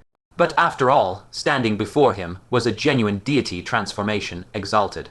Despite the piercing agony, her reaction was still astonishingly fast. Without hesitation, she teleported to dodge, narrowly escaping. A heavy thud echoed from afar. She had slammed solidly into the stone wall of the dim underground passage, causing the entire dungeon to tremble violently and dust to rain down. Her arms wrapped tightly around her body, she trembled all over from the pain. When she looked at Fang Chen again, her ice crystal eyes were brimming with humiliation and fury. "You are so despicable." Fang Chen gave a cold snort. "You, a mighty deity transformation venerable, can bully a junior like me at nascent soul stage, but I'm not allowed to be despicable." Choked speechless, Iceheart Exalted's divine ring at the back of her head vibrated loudly, and she said coldly, "Fine. Then take another move of my domain power. If you can withstand this, you will be considered to have passed the trial." In the next instant, a wave of heaven, destroying, earth-shattering power began to brew madly, filled with killing intent, ready to erupt. Just as that terrifying power was about to burst forth, Fang Chen's gaze sharpened abruptly, and he shouted lowly, "Strike!" Alarm bells rang loudly in Iceheart Exalted's mind, and an overwhelming sense of crisis surged within her. Her powerful divine sense swept out immediately, and she was horrified to discover that an unremarkable sprouting seed had somehow appeared on her shoulder. In the span of her breath, the bud of that tender sprout swelled madly, growing with the wind, and instantly enlarged 100-fold. Immediately afterward, the bud split open abruptly, transforming into a hideous and terrifying man-eating flower. It opened its massive maw lined with fangs, and with lightning speed, bit down fiercely, clamping onto half of its body in a death grip. A crisp crack rang out, and the ice crystal avatar of the divinity transformation Venerable was actually bitten in two on the spot. The ferocious man-eating flower tossed its head back and swallowed the upper half of the body, then began to chew voraciously, sending ice shards flying in all directions. From the remaining lower half of the body came the faint, surprised voice of the Iceheart Great Exalt. "This is an otherworldly, exotic species." "Where did you obtain it?" Fang Chen's heart suddenly sank. She didn't even die from that. What kind of bizarre existence is this woman, for her vitality to be so tenacious? He immediately leaped forward, brandishing the divine wood, and striking fiercely at the remaining lower half, determined to seize the advantage and utterly obliterate her soul. The Iceheart Great Exalt hastily spoke. "Stop. You have passed the assessment." Although she was somewhat dissatisfied with the strength Fang Chen had displayed, she always kept her word. Since this man could transcend the barriers of realms and defeat her, a being at the first decline of heaven and man, she would naturally honor her promise, cause no further trouble, and allow him to take control of the primordial ancient token. But Fang Chen showed no intention of stopping. He said coldly, "It's too late to call for a halt now." She jumped out of nowhere to test him, and now she thinks a single word ending the test will settle it. The world isn't that convenient. Seeing that Fang Chen was still ruthlessly going for the kill, the Iceheart Great Exalt was infuriated to the point of laughter. "You're the one throwing a tantrum now. Since my mission is complete, I will not keep you company. Farewell." With a flicker, she activated teleportation and vanished into thin air, reappearing thousands of feet away. Fang Chen's fierce staff strike hit empty air, causing a sonic boom of force. He gritted his teeth secretly. This teleportation ability of divinity transformation venerables was truly too troublesome. But his eyes turned, a plan forming in his mind. He immediately flipped his palm, revealing a pair of rings, one large, one small, flowing with purple light. They were none other than the heart-to-heart rings. "Go!" With a light shout from him, the small ring instantly transformed into a swift and unmatched streak of purple light, catching up to the remaining half of the Iceheart Great Exalt's body in a blink, and with a click asterisk, it latched onto her ankle. The Iceheart Great Exalt looked down and was immediately stunned. The heart-to-heart rings. Her pupils suddenly constricted, and she blurted out, "Isn't this Fang Chen's treasure?" Before her words finished, she whipped around, her sharp gaze stabbing toward a patch of emptiness that seemed devoid of anything. She stared intently at the cloaked figure, her face filled with utter disbelief and shock, her voice trembling slightly. You are Fang Chen?" She simply couldn't believe her eyes. Fang Chen had clearly fallen into the void forbidden land. By all logic, he should have died, and his Tao dissipated long ago. Yet now he appeared before her, alive and kicking. Fang Chen couldn't help but be slightly taken aback upon hearing this, a trace of wariness rising in his heart. "You recognize me?" He was still in his invisibility state, and to conceal his identity, he had even altered his voice deliberately. All the techniques he had just used were hidden trump card ultimate arts that he had never revealed to anyone. How could he be recognized at a single glance? Forget it, never mind. First, capture this person. As Fang Chen's thought stirred, the two heart-to-heart rings instantly produced a marvelous resonance. In that instant, the two, separated by thousands of feet, were forcibly teleported by an irresistible spatial force pulled together. Fang Chen had already prepared his divine wood-long staff, and without a word, he smashed down mercilessly upon the body condensed from ice crystals with a brutal staff hammer. Wait, the Iceheart Great Exalt panicked inwardly and hurriedly shouted, "I am." But halfway through her words, she choked them back abruptly, too embarrassed to continue. For one, she had personally rejected Fang Chen's invitation back then, refusing to come to Taking Great Province. For another, she was now being violently beaten by Fang Chen, battered into a sorry state. If she revealed her identity at this moment, where would she put her face? With that thought, the Ice Heart Great Exalt decisively abandoned the half of her crystal avatar. Her soul instantly left the body, like a bird startled by the twang of a bow, and in panic, she plunged headlong into the void, terrified of being recognized by Fang Chen. Soul imprisoning chain, Fang Chen's gaze turned cold as he decisively activated a secret art targeting the soul. However, to Fang Chen's great surprise, this tried and true secret art had no effect at all. The soul actually directly broke free from the restraints and vanished without a trace in the blink of an eye. Fang Chen was inwardly furious. She got away just like that. Just then, he suddenly noticed that the ring on the half of the ice crystal corpse had also disappeared. His heart immediately surged with wild joy. Without hesitation, Fang Chen decisively activated the heart-to-heart rings once more. In the next moment, he was teleported thousands of feet away. At this moment, in his hand, he already held a slightly damaged black coffin. It was forged from black profound ice filled with strange power, an ice so sinister that it could simultaneously seal a person's body and soul. Even if this woman's soul was exceptionally powerful, it should still be affected somewhat. Fang Chen dared not think more. He swung the black coffin before him and smashed it violently into the void in front of him. A deep hum sounded, and space instantly shook violently. The Ice Heart Great Exalt soul was actually shaken out of the void and tumbled out. Her face showed a look of terror. What kind of bizarre thing was this now? Before she could recover from her shock, the black coffin, like Mount Tai pressing down, slammed down with a clang pinning her tightly underneath. A cold alien power instantly invaded her body, crazily eroding her consciousness. Moreover, an invisible dragging force was trying to pull her entire being into that eerie black coffin. Fortunately, her strength was formidable enough. After a brief daze, she forcibly regained consciousness and frantically struggled to burrow into the void. She absolutely did not want to be caught by Fang Chen. However, Fang Chen was someone extremely adept at seizing opportunities. How could he let go of that moment of distraction? A blow from the divine wood came crashing down on her head, heavy with force, making her groan miserably on the spot. Even so, the Ice Heart Great Exalt's soul was still exceptionally powerful, enduring the strike and then vanishing into the void completely. She was both furious and ashamed, grinding her silver teeth. That damned Fang Chen. So he's beating a drowning dog, huh? She reached out fiercely and ripped the heart-to-heart ring off her soul body. Looking at the ring that had been placed on her for the second time, she felt even more ashamed and furious. Fine, you like seeing me wear this, don't you? Then I'll wear it. Don't you regret it? With an whoosh she teleported back to the outside world, returning somewhat disheveled to her true body.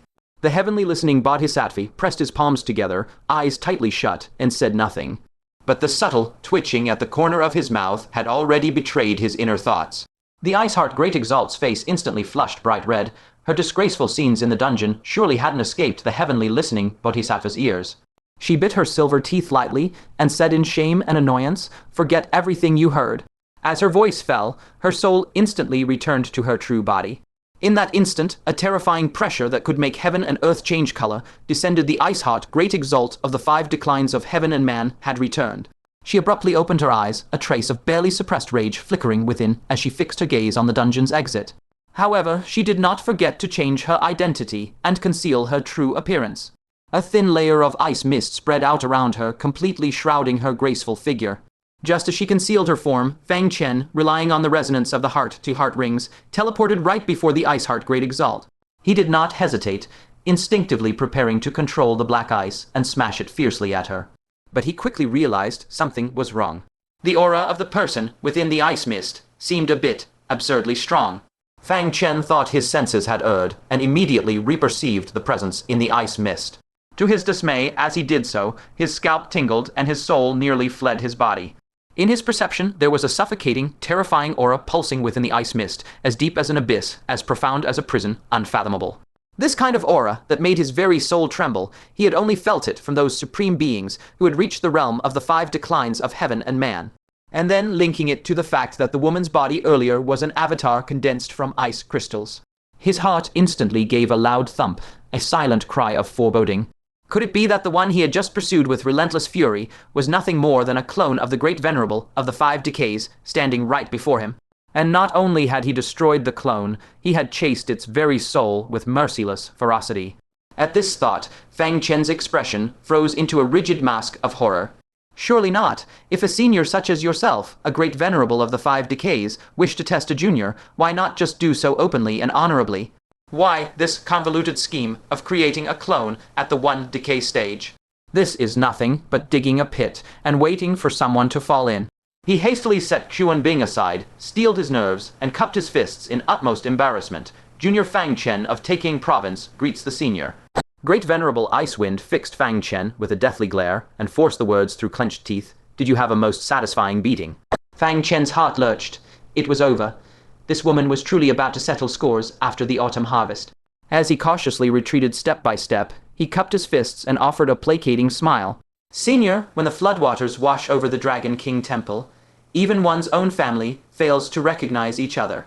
Please do not take it to heart. One's own family. Great Venerable Iceheart shook from head to toe with sheer rage.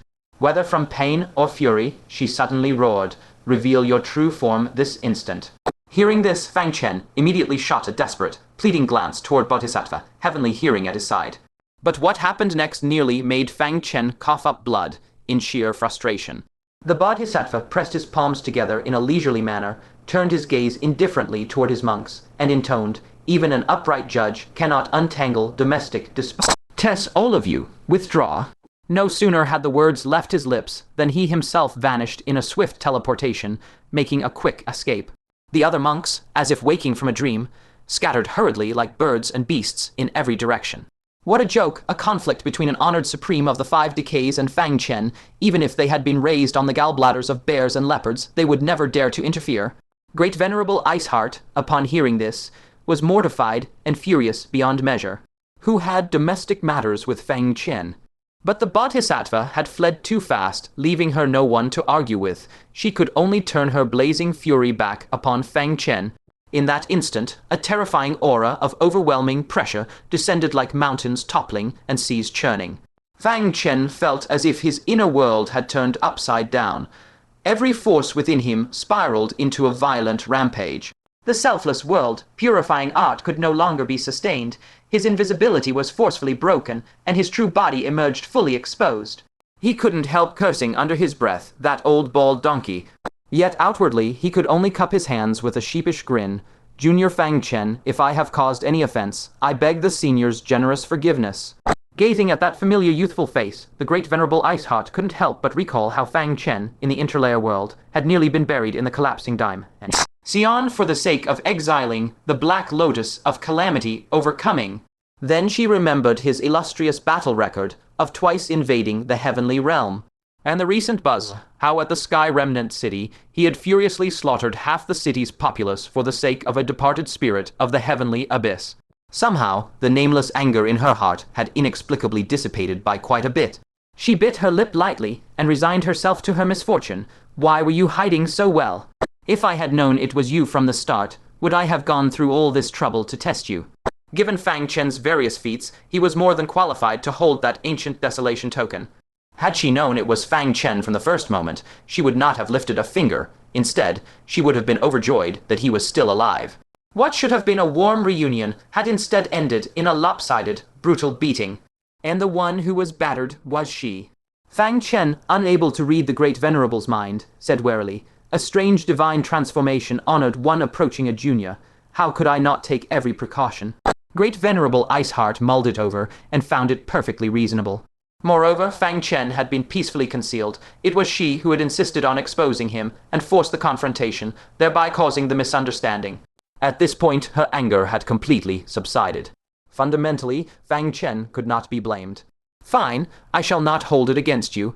Sighing helplessly, the Great Venerable Iceheart massaged her still-aching head. Only then did Fang Chen heave a long sigh of relief. This Great Venerable was far more reasonable than the honored one of true words.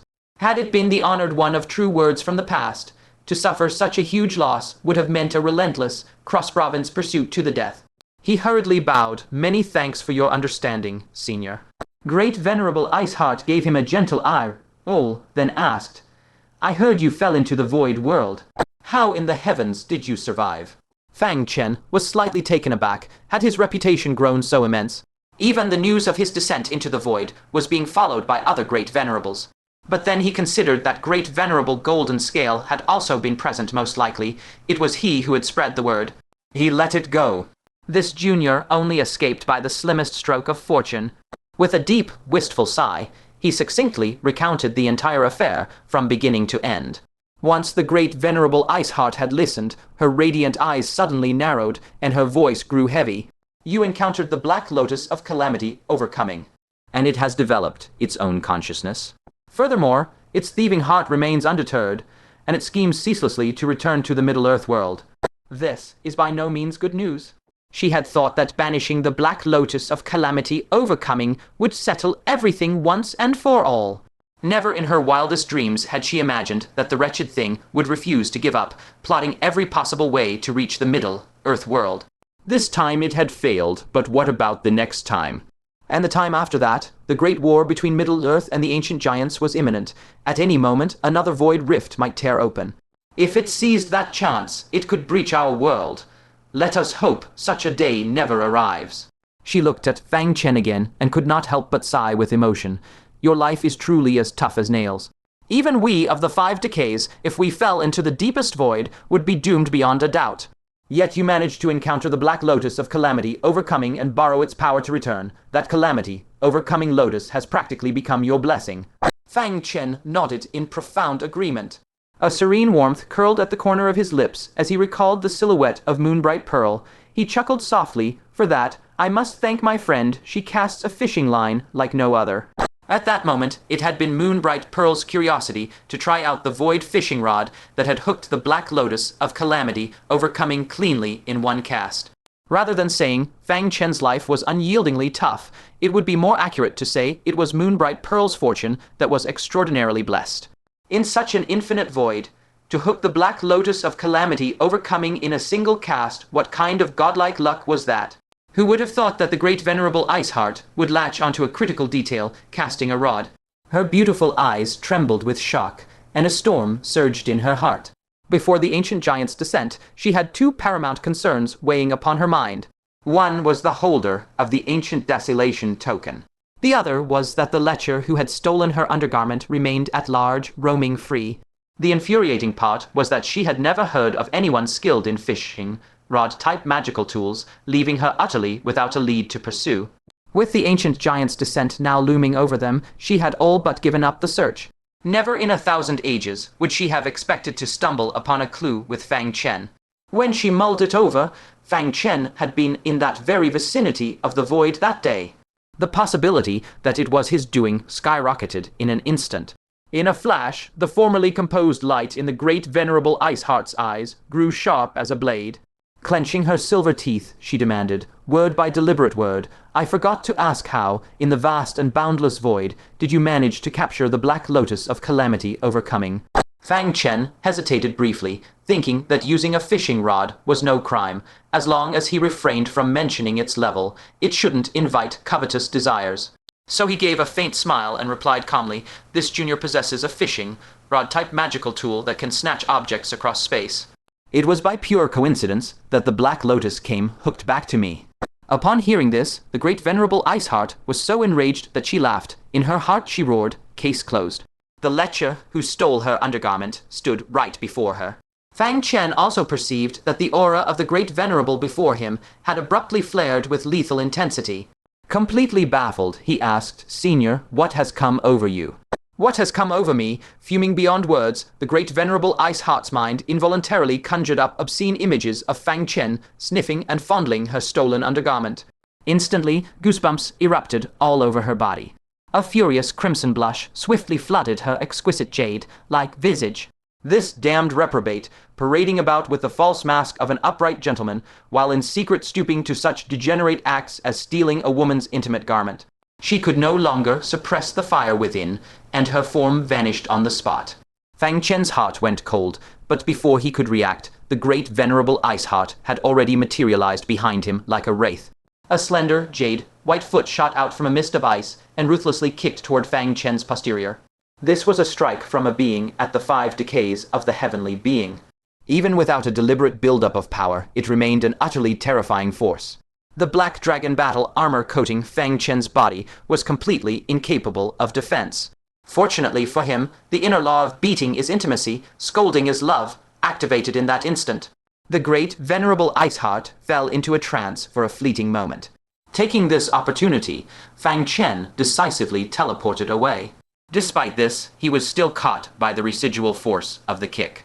The black dragon battle armor on his body shuddered violently. He lost his balance, stumbled out of the spatial teleportation, and almost fell flat on his back. Fang Chen steadied himself and looked at Binks Indaz, angrily saying, "What's wrong with you? Isn't our grudge settled?" Binks Indazan gritted her silver teeth and said hatefully, "The official affair is settled, now it's our personal grudge. No matter what, today I must teach you a harsh lesson so that you will never dare to do such filthy things again." Fang Chen was utterly baffled, laughing in anger. "I don't even know you. What personal grudge? This is utterly absurd." Binks Indazan couldn't be bothered to waste words and directly teleported. Fang Chen's expression changed and he shouted in a low voice, "Stop. I'm telling you, I have backing too." With a soft swish, a figure flickered beside him.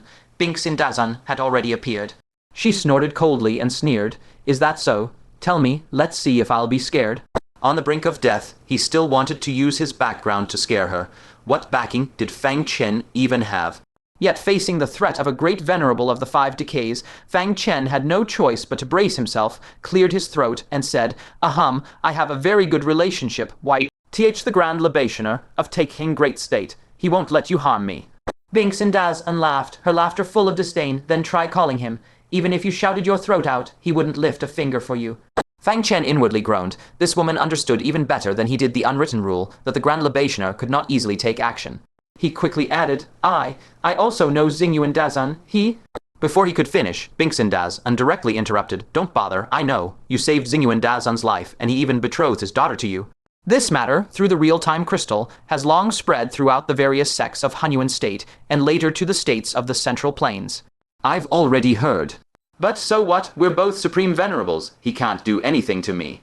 One Supreme Venerable wasn't enough, huh? Fang Chen's eyes darted, then he braced himself again and said, "I also know Jinlin Dazan. He's also my future father-in-law." Binks Indazan's exquisite body trembled with anger, inwardly cursing this dog scum, truly knew how to flatter himself. Nothing was even remotely settled yet. But she sneered coldly, saying, "Jinlin Dazan still owes me a favor. I will definitely make him stand aside." Fang Chen was completely numb. A great venerable of the Five Decays truly was too formidable. In the past, using such credentials to bluff people had always worked without fail. But before this great venerable, it was simply like showing off one's meager skills before an expert. No choice, he would have to force it. He gritted his teeth, took out Black Dragon Dazan's venom, and shouted in a deep voice, "Enough. Otherwise, neither of us will walk away unscathed." Binks Indazan's pupils trembled slightly, and she blurted out, "Black Dragon Dazan actually gave you such a thing." Although this venom could hardly poison her to death, it was enough to cause poison injuries. Furthermore, the shameless law within Fang Chen's body would compel her to act affectionately toward Fang Chen whenever she attacked, which would give Fang Chen the opportunity to use the venom. Thus, Binks Indazan dared not recklessly launch a close-range attack. Yet, it was only close-range attacks she avoided. For a great venerable of the Five Decays, even harming someone from 10,000 miles away was as easy as flipping a hand. With this thought, her figure instantly vanished. Fang Chen's heart tightened. He immediately understood what the other party was about to do, and his expression turned grave. To think that these petty tricks could deal with a great venerable of the Five Decays was indeed wishful thinking. Just then, the little Killen poked its little head out from Fang Chen's embrace and said crisply, "Master, don't you still have Binks Indazan? She admires you so much. She would definitely fight this bad woman for you." Just then, a buzz sounded, and space trembled. Binks Indazan teleported back, her almond-shaped eyes wide with anger, and cried out, "What did you little thing say? Who admires your master?" The little Killen was so frightened that it quickly shrank its head back, hiding in the clothes and muttering in a muffled voice, "It's true. Binks Indazan gave my master a very powerful ice butterfly. That's a token of love, and whenever my master is in trouble, Binks Indazan steps forward to protect him. If that's not admiration, what is? If you bully my master, just wait for Binks Indazan to come and beat you up, HMPH." A row of black lines appeared on Fang Chen's forehead as he inwardly groaned. This wasn't said by him, it's all the little fellow's own doing. When this reaches Binks in Dazun's ears later, she must not blame him. Binks in Dazun's face flushed with shame and anger, stomping her feet. This rumor, mongering little spirit beast. That ice butterfly was clearly a reward she had given Fang Chen for his valiant performance. How did it become a love token?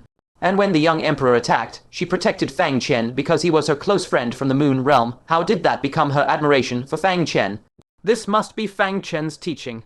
She glared at Fang Chen with shame and annoyance, gritting her teeth and scolding. You're truly shameless. Binks in Dazun would admire you. Utterly preposterous. Fang Chen felt extremely guilty and didn't dare answer directly. But the little Kilin retorted confidently, what's so impossible? My master and Binks in Dazun are similar in age. They appreciate each other, and mutual feelings have grown. Isn't that allowed? And let me tell you, Binks in Dazun is wonderful, gentle, and considerate. Not like you who are fierce and mean. Binks in Dazun's elegantly curvaceous figure immediately trembled slightly. This little thing actually spoke with such conviction. Truly detestable. The corners of her lips curled into a meaningful smile as she asked faintly, did Binks in Dazun say this herself? Fang Chen slapped his hand over his face. Even he felt his ears burning red. The little Killin's fabrications were too outrageous. What mutual appreciation? What mutual feelings? This little fellow really overestimated his master's charm. The little Killin, however, snorted disdainfully and said confidently, that's right, Binks in Dazun personally admitted it. If you have the guts, go ask her. See if she won't beat you to tears. Binks in Dazun was directly angered into laughter. She no longer bothered to hide it. With a gentle wave of her jade hand, the hazy ice mist surrounding her gradually dissipated, revealing her peerlessly beautiful yet frost-covered true face. A voice filled with suppressed anger drifted over faintly. Is that so? I admire your master. Why am I not aware of this myself? Fang Chen and the little Killin stared at Binks, in Dazun's true countenance gradually emerging from the ice mist. Human and spirit pet instantly turned to stone. The little Killin was so scared that it stuck out its tongue and plunged headfirst into the void mirror, muttering guiltily, I'm getting sleepy. Good night, master. ZZZ, ZZZ, ZZZ. Fang Chen felt his scalp go numb with dread. You bragged, and now your master has to pay the price. Fine, fine, you've learned to scam your master, huh? I'll go back and thrash this rebellious brat. It must be the one who taught it. Looking at the frosty-faced Binks in Dazun, Fang Chen's mouth turned bitter. He finally understood why Binks in Dazun suddenly became angry after learning he had a fishing rod artifact. It was because the bellyband incident had come to light. He gave an embarrassed smile, braced himself, and said, Senior, listen to my excuse, PFFT. No, let me explain. The thing is, my fishing rod randomly fishes nearby spiritual items. It just so happened that I cast a line, and you happened to be nearby, and thus a misunderstanding occurred. Binks in Dazun still glared fixedly at Fang Chen. In truth, she understood in her heart that Fang Chen hadn't acted deliberately. In the void, he could barely protect himself. Did he really have the mind to steal her bellyband? Even if he had the intention, he wouldn't have the guts. But such a matter, even if it was a misunderstanding, was still hard for her to accept. Furthermore, Fang Chen's spirit pet was spreading rumors about their relationship. Therefore, her expression not only didn't soften, but grew even colder as she said frigidly, Are you going to return it or not? Fang Chen coughed dryly and muttered in a low voice, I gave it away. Gave it away. Binks in Dazun grew even angrier. How could he give away such a personal item of hers? Could Fang Chen have kept it for himself? She immediately felt goosebumps all over and shouted, Bring it out, now, right now. Fang Chen spread his hands, looking helpless.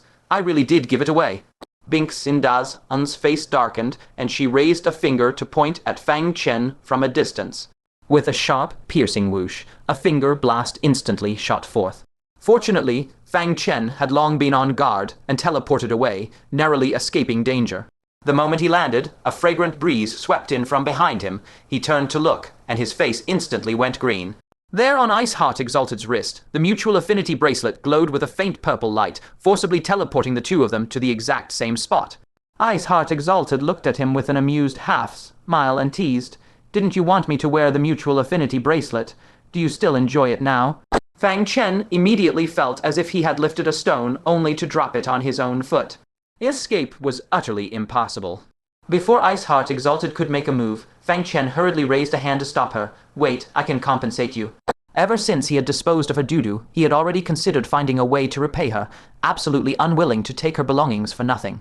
Iceheart Exalted scoffed coldly, disdainfully replying, "Who cares about your compensation? As a great exalted of the Five Decays, sovereign of the Sacred Spirit Prefecture, would she possibly covet anything from a mere nascent soul cultivator?" But no sooner had the words left her lips than she froze, gaping in utter disbelief at the object in Fang Chen's hand. It was a tiny golden bead the size of a little finger, radiating a holy golden light eerily close to the Buddhist radiance. Yet it was even more sacred. "Merit, merit," Iceheart Exalted asked incredulously, "who gave you this merit?" Merit could only be borne by an exalted of the Five Decays. For Fang Chen, a mere nascent soul, any merit would have to come from another. An old senior's trust, spanning 1,000 years, to be entrusted to a reliable person. "You, Star Abyss Exalted, and Compassionate Mirror Venerable, were all candidates I was observing," Fang Chen explained calmly. Iceheart Exalted suddenly understood. The last time Fang Chen had invited her to taking Great Prefecture was actually to test her character. Yet she had mistaken it as some ulterior motive and refused outright. Realizing this, she couldn't help but feel a flicker of shame. All along she had flattered herself, and in the process missed an examination of merit. Slightly embarrassed, she asked, "You intend to compensate me with this merit?"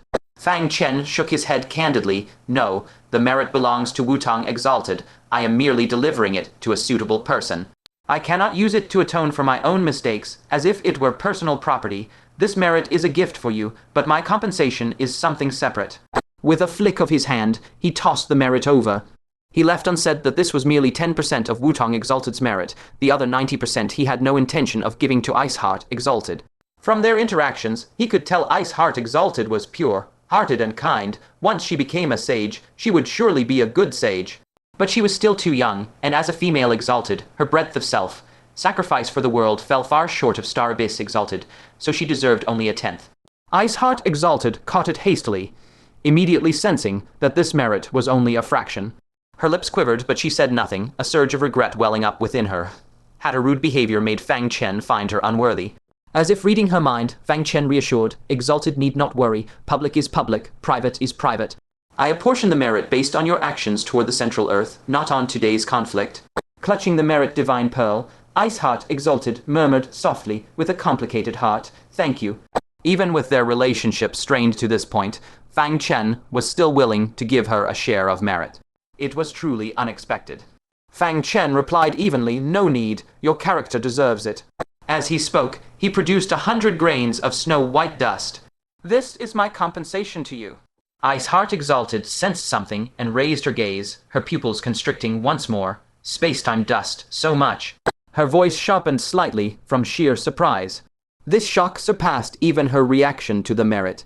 Merit was rare, but one could still find some scattered across the Central Earth if one searched. But space-time dust was a divine object beyond any search.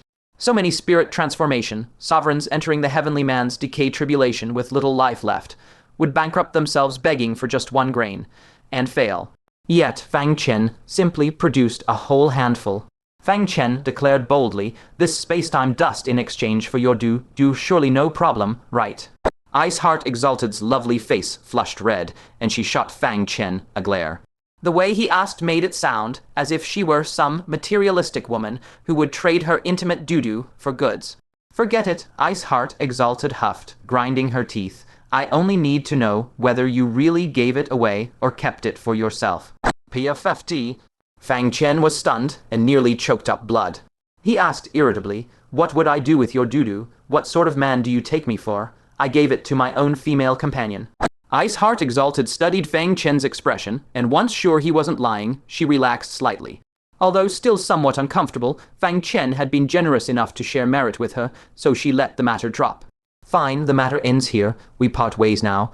Iceheart Exalted accepted the merit, threw Fang Chen one last complicated look, and prepared to leave. But before she could go, the teleportation array of White Horse Temple rippled with spatial fluctuations. A figure in a black dress appeared via instant movement right between them.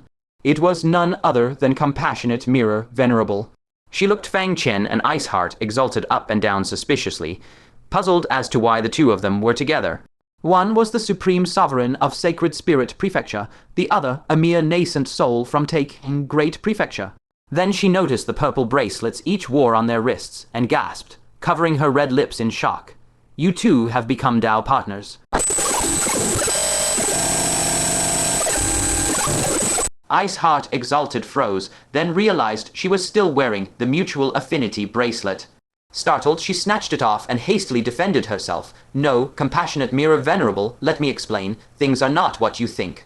Compassionate Mirror Venerable wore an odd expression and muttered under her breath. Could Fang Chen have forced it on you? Do you really need to explain? She mused inwardly. That Mutual Affinity bracelet is a famously treasured token of Tao partners throughout the Stars Mountain. How could Iceheart Exalted not recognize it? And if she recognized it, would she casually wear it on her wrist? Even if Fang Chen somehow managed to put it on her with her supreme power, couldn't she simply remove it by force? Connecting the dots in a flash, Compassionate Mirror Venerable suddenly understood and laughed softly behind her hand. Youngsters are so shy. It seems your godmother has come at the wrong time and interrupted your little moment. Iceheart Exalted quickly tossed the Mutual Affinity bracelet to Fang Chen and cried urgently, I really have no relationship with Fang Chen. Fang Chen caught the bracelet and hurriedly joined in. Godmother overestimates me. How could I have the ability to win a Supreme Exalted's heart? It's all a misunderstanding. Here's what happened. Compassionate Mirror Venerable sighed disappointedly. I already prepared a daughter-in-law gift, and you tell me it's a misunderstanding. How useless. Fang Chen's mouth twitched, thinking to himself, you want her to call you mother when there's not even the first hint of a relationship. Isn't that a bit too hasty? Iceheart Exalted frowned slightly and said coldly, Compassionate Mirror Venerable, isn't this joke going too far? Compassionate Mirror Venerable glanced sideways at her and snorted. What's wrong with a little joke? You nearly beat up my godson, and I haven't settled accounts with you yet. Lucky he wasn't hurt, or you'd be sorry.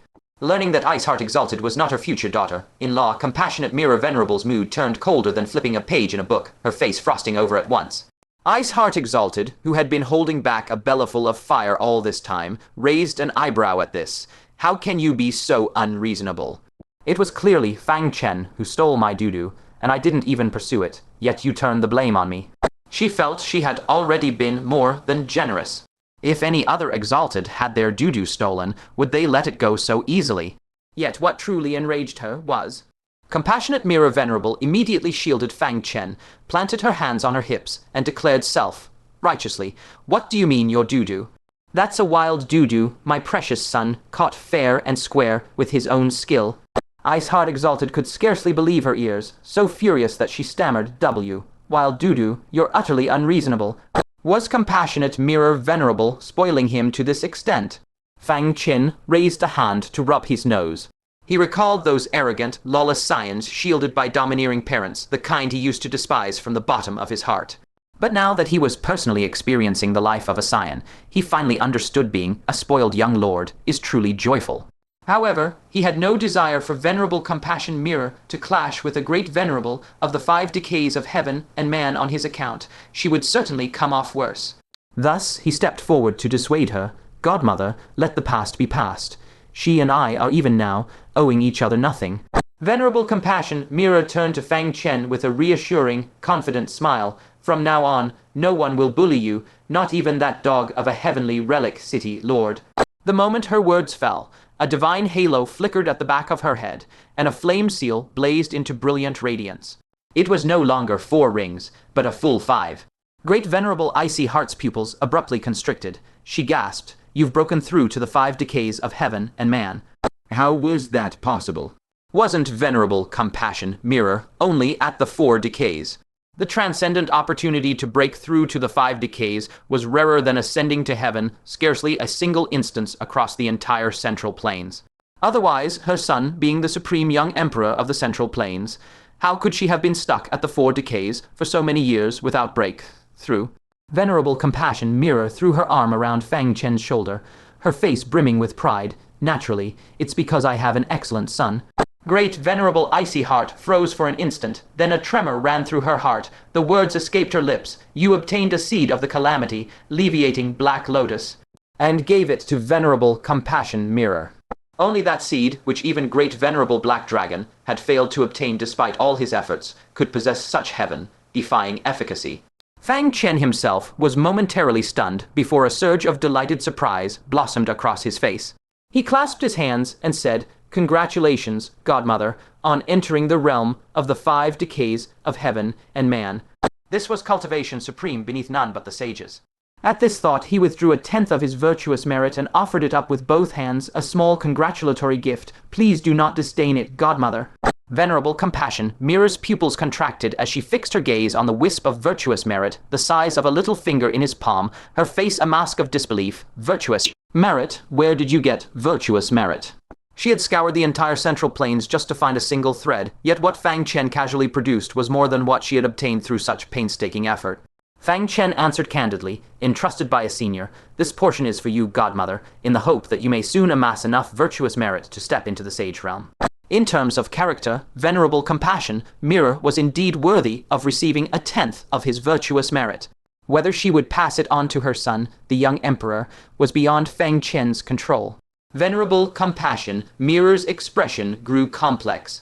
She knew perfectly well that Fang Chen was aware she sought virtuous merit for the young emperor, yet he still gave it to her.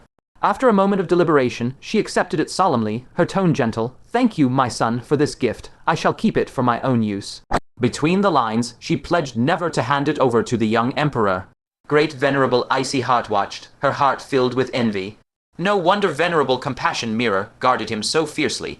Fang Chen's treatment of this godmother was truly something to envy. Virtuous merit, the transcendent chance to breach the 5 decays. Which of these was not a treasure that would shake the Central Plains? Seeing that the two still had much to discuss, Great Venerable Icy Heart wisely refrained from intruding further and said softly, "If there is nothing else, I shall take my leave." "Hold on," Fang Chen swiftly called her back. "I have a question I wish to ask Great Venerable Icy Heart." "Speak." A puzzled look crossed Fang Chen's face. "Great Venerable, why did you show me such special care on Spirit Serpent Mountain?" That care had surfaced so abruptly that even Great Venerable Golden Scale and little Kirin had gotten the mistaken impression that Great Venerable Icy Heart harbored feelings for him. Great Venerable Icy Heart parted her lips, tempted to reveal the identity of blossoming prosperity. But on second thought, she felt it would be meaningless. The cataclysm of the ancient giants would annihilate everything. This meeting might very well be their last.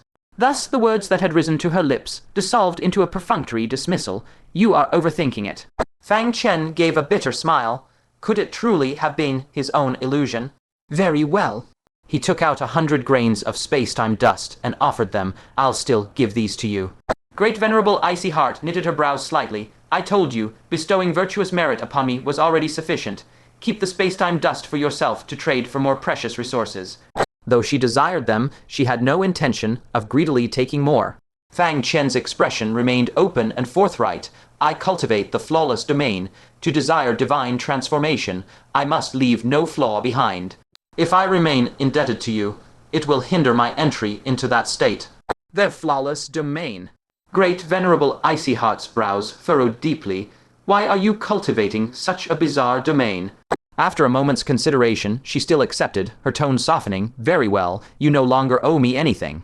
I hope you attain divine transformation swiftly, and I hope you survive the cataclysm of the ancient giants." Fang Chen nodded. "You as well. Take care of yourself." Great Venerable Icy Heart fixed Fang Chen with a deep, lingering look. Then her figure blurred and vanished in a flicker of teleportation. Not long after, a mighty surge of spatial energy erupted from within the teleportation Grand Hall. Fang Chen let out a long sigh of relief. The matter of the belly band was finally resolved. Yet at that very moment, a grave voice sounded beside his ear. "How did you come to walk the path of flawlessness? Achieving divine transformation on this path is far too difficult."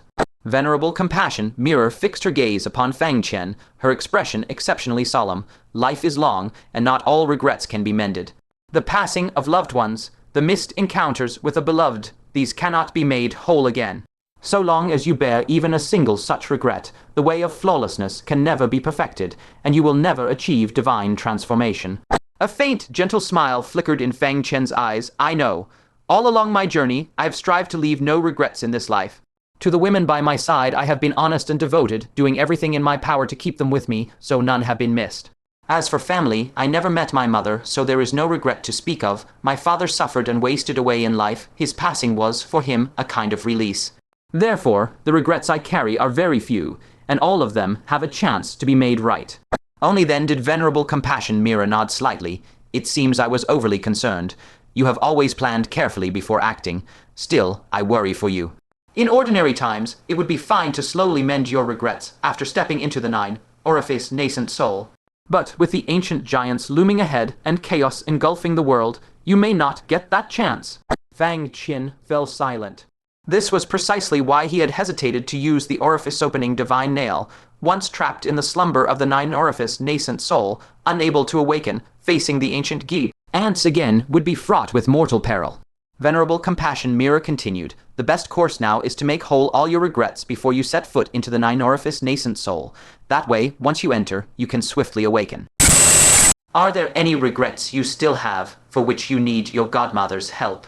Venerable Compassion Mirror gazed intently at Fang Chen. Deep within those always steady eyes, a trace of barely concealable self-reproach surfaced. Had she known earlier that Fang Chen was to tread this path of flawlessness, she would have stopped him at all costs. But all this time, she had been wholly absorbed in gathering virtuous merit for the young emperor, neither sparing any attention for Fang Chen's cultivation nor offering him the slightest guidance. At this thought, the thread of guilt in her heart grew a few degrees heavier. Sensing her genuine remorse, a tender warmth kindled within Fang Chen's heart. He shook his head lightly, a mild smile tugging at his lips. Godmother, do not blame yourself. I have only one regret left to make whole. This I can resolve on my own. Upon hearing this, Venerable Compassion Mirror's eyes brightened. She immediately broke into a smile. That's wonderful, then go and set it right at once. Afterward, I'll take you back to Young Emperor Mountain. I shall use the entire mountain's cultivation resources to escort you all the way into the divine transformation realm. This was the very reason she had spared no effort today, making a special journey to the great Taikang continent. Unhurriedly, Fang Chen turned his hand and produced the orifice-opening divine nail, replying with steady composure, My sect and my friends have each already paved the path ahead. For me, everything is in place. I lack only to personally fill this final thread of regret. Seeing his assured confidence, a heartfelt look of gratification spread across Venerable Compassion Mirror's face. Fang Chen was truly highly regarded in this great Taikang continent. Even a relic of 800 years past like the orifice-opening divine nail, someone had managed to assemble or him in this present age. It was clear that those people had genuinely put their hearts into helping Fang Chen. You are always thinking of your godmother, which leaves me wanting to help you just once, yet unable to find the chance. She said this with a rueful laugh, then asked warmly, What are your plans now? Only 3 short days remain until the ancient giants descend. Fang Chen answered without a moment's thought, I wish to go to the Myriad Tribulation's sacred hall to see if I can gather enough thunder power. Oh! A thought suddenly stirred in Venerable Compassion Mirror's mind, and she instantly recalled Fang Chen's earth-shattering slaughter in Heavenly Relic City, where he had, by some inconceivable means, wiped out fully half of the Dharma manifestation giants in a single strike. That kind of might, 9 chances out of 10, involved Fang Chen employing an immensely powerful secret art. Could the activation of that secret art actually be linked to accumulating thunder power? She did not press further, but made a swift decision. I will accompany you on this trip. Should there be none, I will return to Young Emperor Mountain and forcefully bring you an entire mountain of thunder. Fang Chen's eyes blazed with wild elation at her words. With this, his greatest lingering concern, the source of thunder power, was effortlessly resolved.